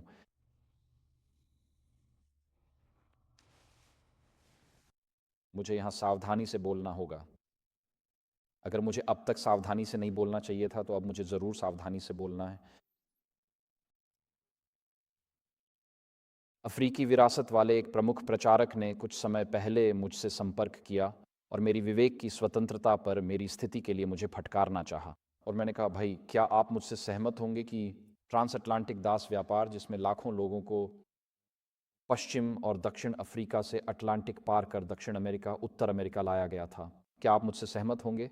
क्या वह मानव इतिहास के सबसे बड़े अपराधों में से एक नहीं था, जो सदियों तक और लाखों आत्माओं तक फैला था? हाँ। और उन अफ्रीकियों ने अपने शरीर पर अधिकार पाने के लिए कितने वर्षों तक संघर्ष किया? सदियों तक। उन्होंने हैती में विद्रोह किया और अपनी आज़ादी हासिल की। और यह कैसे हो सकता है कि अमेरिका में 1964 के सिविल राइट्स एक्ट के साथ नागरिक अधिकार मिलने के कुछ ही वर्षों बाद एक ही जीवन काल में अफ्रीकी विरासत वाले एडवेंटिस्ट फिर से अपने शरीर का नियंत्रण किसी और को सौंप रहे हैं? अगर आपने गुलामी के खिलाफ लड़ाई लड़ी थी तो आपको अपने शरीर और अपनी अंतरात्मा पर अधिकार के लिए भी लड़ना चाहिए। और मुझे ये अजीब लगता है कि इतने सारे अफ्रीकी अमेरिकी एडवेंटिस्ट, खासकर हमारे क्षेत्रीय सम्मेलन, इन आदेशों के लिए इतने उत्साहित थे और उन्होंने अपने सदस्यों से कहा, हाँ, हमने गुलामी से मुक्ति पाली है, लेकिन अब हमें गुलामी के एक नए रूप के आगे झुकना होगा। मैंने कहा, ऐसा क्यों है कि आपने अपने शरीर पर अधिकार इतनी जल्दी छोड़ दिया? अगर आप गुलामी की बुराइयों के बारे में प्रचार करते हैं तो फिर आप दोबारा गुलामी को क्यों स्वीकार कर रहे हैं? और इसका कोई जवाब नहीं था। लेकिन हमें आलोचनात्मक सोच रखनी होगी। हमें यह सोचना होगा कि हम जो कर रहे हैं उसके क्या परिणाम हो सकते हैं। जब पशु का चिन्ह थोपा जाएगा, मुझे लगता है कि हमारे संगठन के अधिकांश हिस्से बस बहा दिए जाएंगे। क्योंकि अगर आप न खरीद सकते हैं, न बेच सकते हैं, तो आप बैंकिंग नहीं कर सकते, वेतन प्रक्रिया नहीं कर सकते, न ही दशमांश प्राप्त कर सकते हैं। सम्मेलन मूल रूप से शून्य और अमान्य हो जाएगा अगर वह अपनी कानूनी पंजीकरण नहीं खोता है। लेकिन हम भविष्यवाणी की आत्मा से जानते हैं कि अंतिम संकट में संरचना का एक बड़ा हिस्सा बहा दिया जाएगा।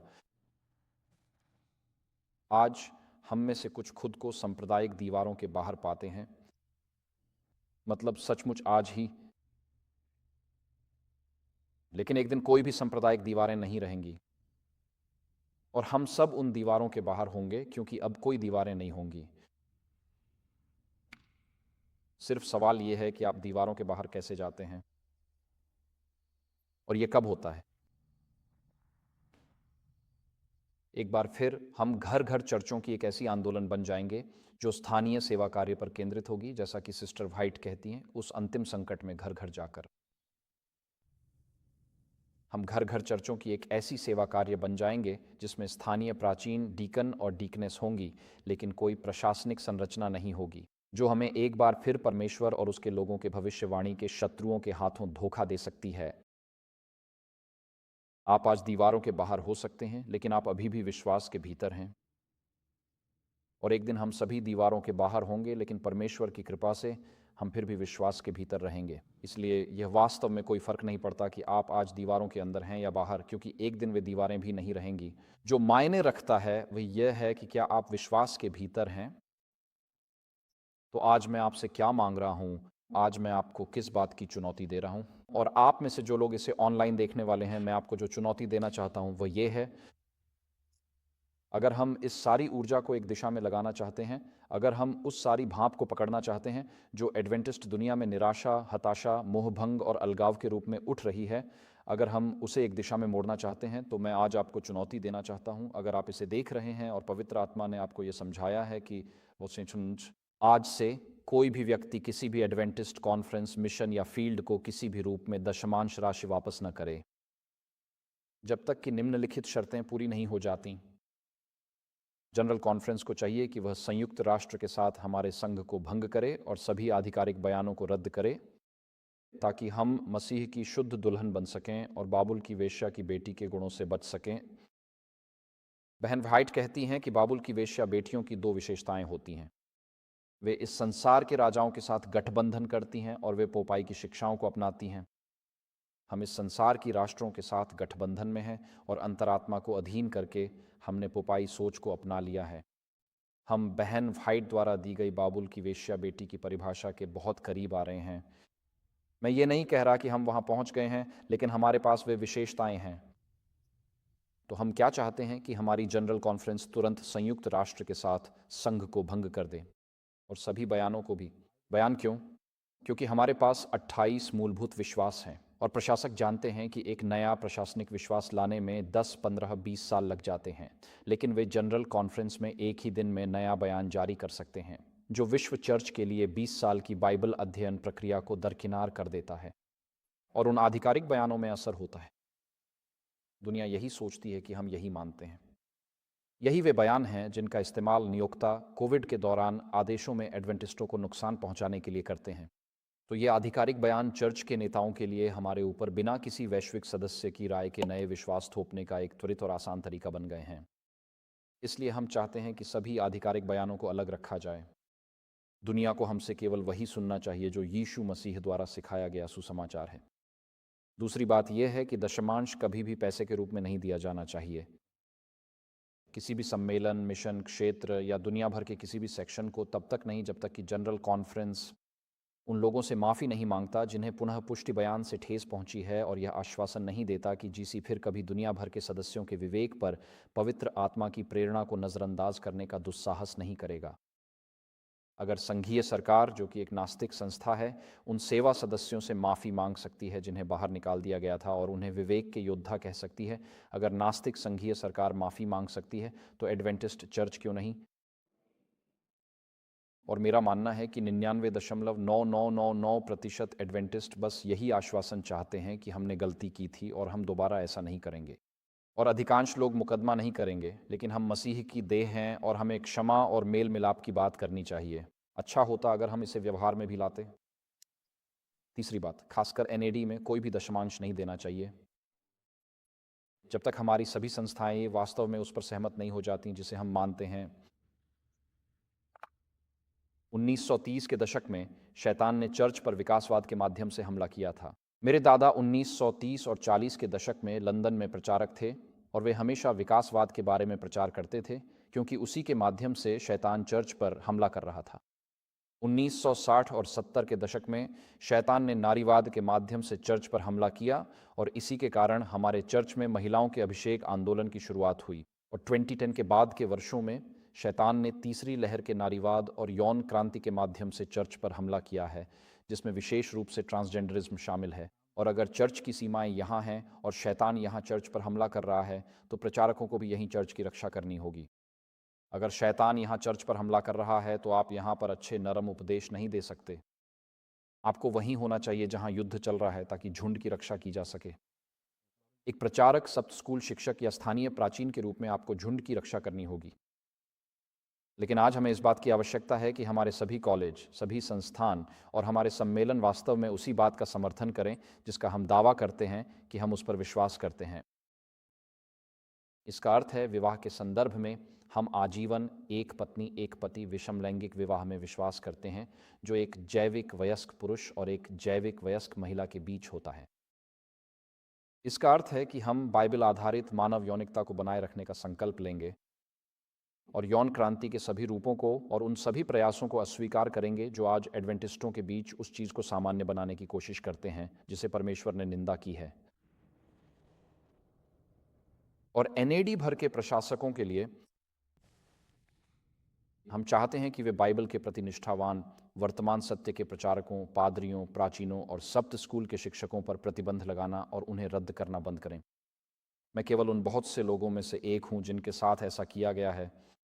मैं अभी आप में से कुछ को देख रहा हूं और मुझे पता है कि आप खुद भी इस अनुभव से गुजरे हैं। इसलिए जब तक ये 4 शर्तें पूरी नहीं होती, तब तक कोई भी दशमांश नहीं दिया जाना चाहिए।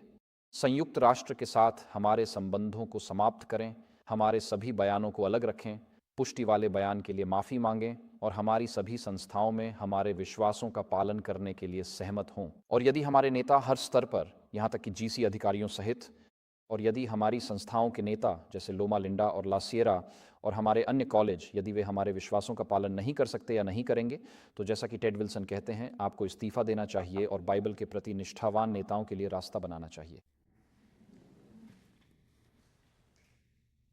ऐसे नेता हमारी गवाही को दुनिया के सामने भ्रष्ट कर रहे हैं। आज के एसडीए नेताओं के लिए एक संदेश, जब हम इसे समाप्त कर रहे हैं,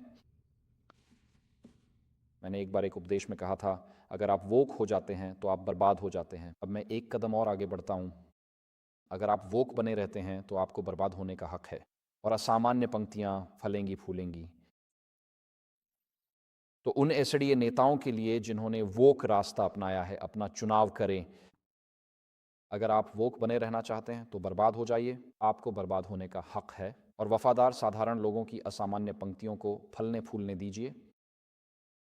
और उन वफादार एडवेंटिस्टों के लिए जो पूरी दुनिया में हमारे नेताओं के नैतिक पतन से निराश, हतोत्साहित, मोह भंग और अलग थलग महसूस कर रहे हैं, मैं आज कहना चाहता हूँ, हिम्मत रखिए।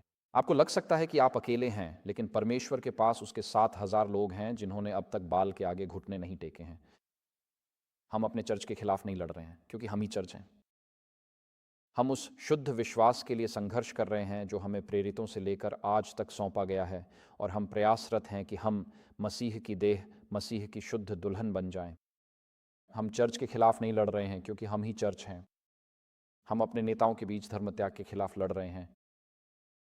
यहाँ मेरी अंतिम स्लाइड है। मामला हमारे संख्या का नहीं है। सवाल यह है कि क्या हमारा लक्ष्य न्यायपूर्ण और परमेश्वर की ओर से है। अब समय आ गया है कि आप और मैं एक साथ खड़े हों, परमेश्वर के लिए उठ खड़े हों और गर्व से खड़े रहें। और यदि हमारा उद्देश्य न्यायपूर्ण है तो कौन हमारे खिलाफ हो सकता है। आज मैंने जो कुछ भी कहा है वह सब इंटरनेट पर सार्वजनिक रूप से उपलब्ध है। आप खुद इसे देख सकते हैं। मैंने कुछ भी गढ़ा नहीं है, ये तथ्यात्मक और सत्य है। आप कह सकते हैं कि इसका मुंह पर कोई असर नहीं पड़ेगा, लेकिन अगर आपके बच्चे हमारे कॉलेजों में पढ़ते हैं तो इसका असर आप पर भी पड़ेगा। ये आज कई लोगों को प्रभावित कर रहा है। अगर हमारी विश्वव्यापी चर्च में चंगाई होनी है तो हमें सत्य बोलने वाले लोगों की आवश्यकता है। हमें यह पहचानना होगा कि हम कहाँ हैं, ताकि हम सही निदान कर सकें और सही उपचार योजना बना सकें। इसलिए मैं आज ये शब्द किसी भी क्रोध में नहीं कह रहा हूँ। मुझे उम्मीद है कि आपने मेरी बातों में क्रोध नहीं सुना होगा। मैं हमारे चर्च पर जो बीत रही है उसके लिए दुख के साथ बोल रहा हूँ। मेरी प्रार्थना, मेरी तड़प, मेरी इच्छा है कि हम मेल मिलाप कर सकें, न कि मार्क्स की रचनाओं के इर्द गिर्द, बल्कि क्रूस के चरणों में, कि हम एक बार फिर से शाश्वत सुसमाचार के शुद्ध प्रेम को दुनिया के साथ साझा करें और उसका समर्थन करें। और आज रात, आज मेरी प्रार्थना है कि हर कॉन्फ्रेंस अध्यक्ष, हर यूनियन अधिकारी, जीसी अधिकारी, हमारे संस्थानों के शिक्षक, कॉन्फ्रेंस और कॉलेज अध्यक्ष, वे सभी आईने में देखें और खुद से पूछें कि क्या वे यीशु मसीह का ईमानदारी से प्रतिनिधित्व कर रहे हैं या नहीं। मैं आशा और प्रार्थना करता हूँ कि यह उपदेश हमारे चर्च में विभाजन का कारण न बने, बल्कि यह पश्चाताप के साथ एकजुट होने का कारण बने, जिसकी शुरुआत मुझसे हो। और जैसे जैसे हम व्यक्तिगत रूप से यीशु के और करीब आते हैं, वैसे वैसे हम अपने आप एक दूसरे के भी और करीब आ जाएंगे। ऐसी प्रचार का उद्देश्य चर्च को तोड़ना नहीं है, बल्कि यह है कि चर्च शुद्ध हो सके, हम बाइबल पर एकजुट हो सके, और जो गवाही हम दुनिया को देते हैं वह विरोधाभासी और प्रतिस्पर्धी संदेशों से भरी न हो। इसलिए साहसी बने। अगर कारण न्यायपूर्ण है और परमेश्वर हमारे साथ हैं, तो कौन हमारे विरुद्ध हो सकता है। सिर्फ प्रचारकों की जिम्मेदारी नहीं है कि वे खड़े होकर इन बातों के बारे में बोलें, बल्कि अब यह मामला आप आम लोगों के हाथ में है। इसके लिए प्रार्थना करें, और जैसे पवित्र आत्मा आपके विवेक पर प्रेरित करता है, वैसे ही आगे बढ़ें और कार्य करें। यह आपके और परमेश्वर के बीच हो, और आपके द्वारा लिए गए निर्णयों के लिए कोई भी व्यक्ति या संस्था आपको दोषी न ठहराए। जब हम सार्वभौमिक धर्म त्याग के युग में डट कर खड़े हों, तब परमेश्वर हम सबको आशीर्वाद दें। आमीन।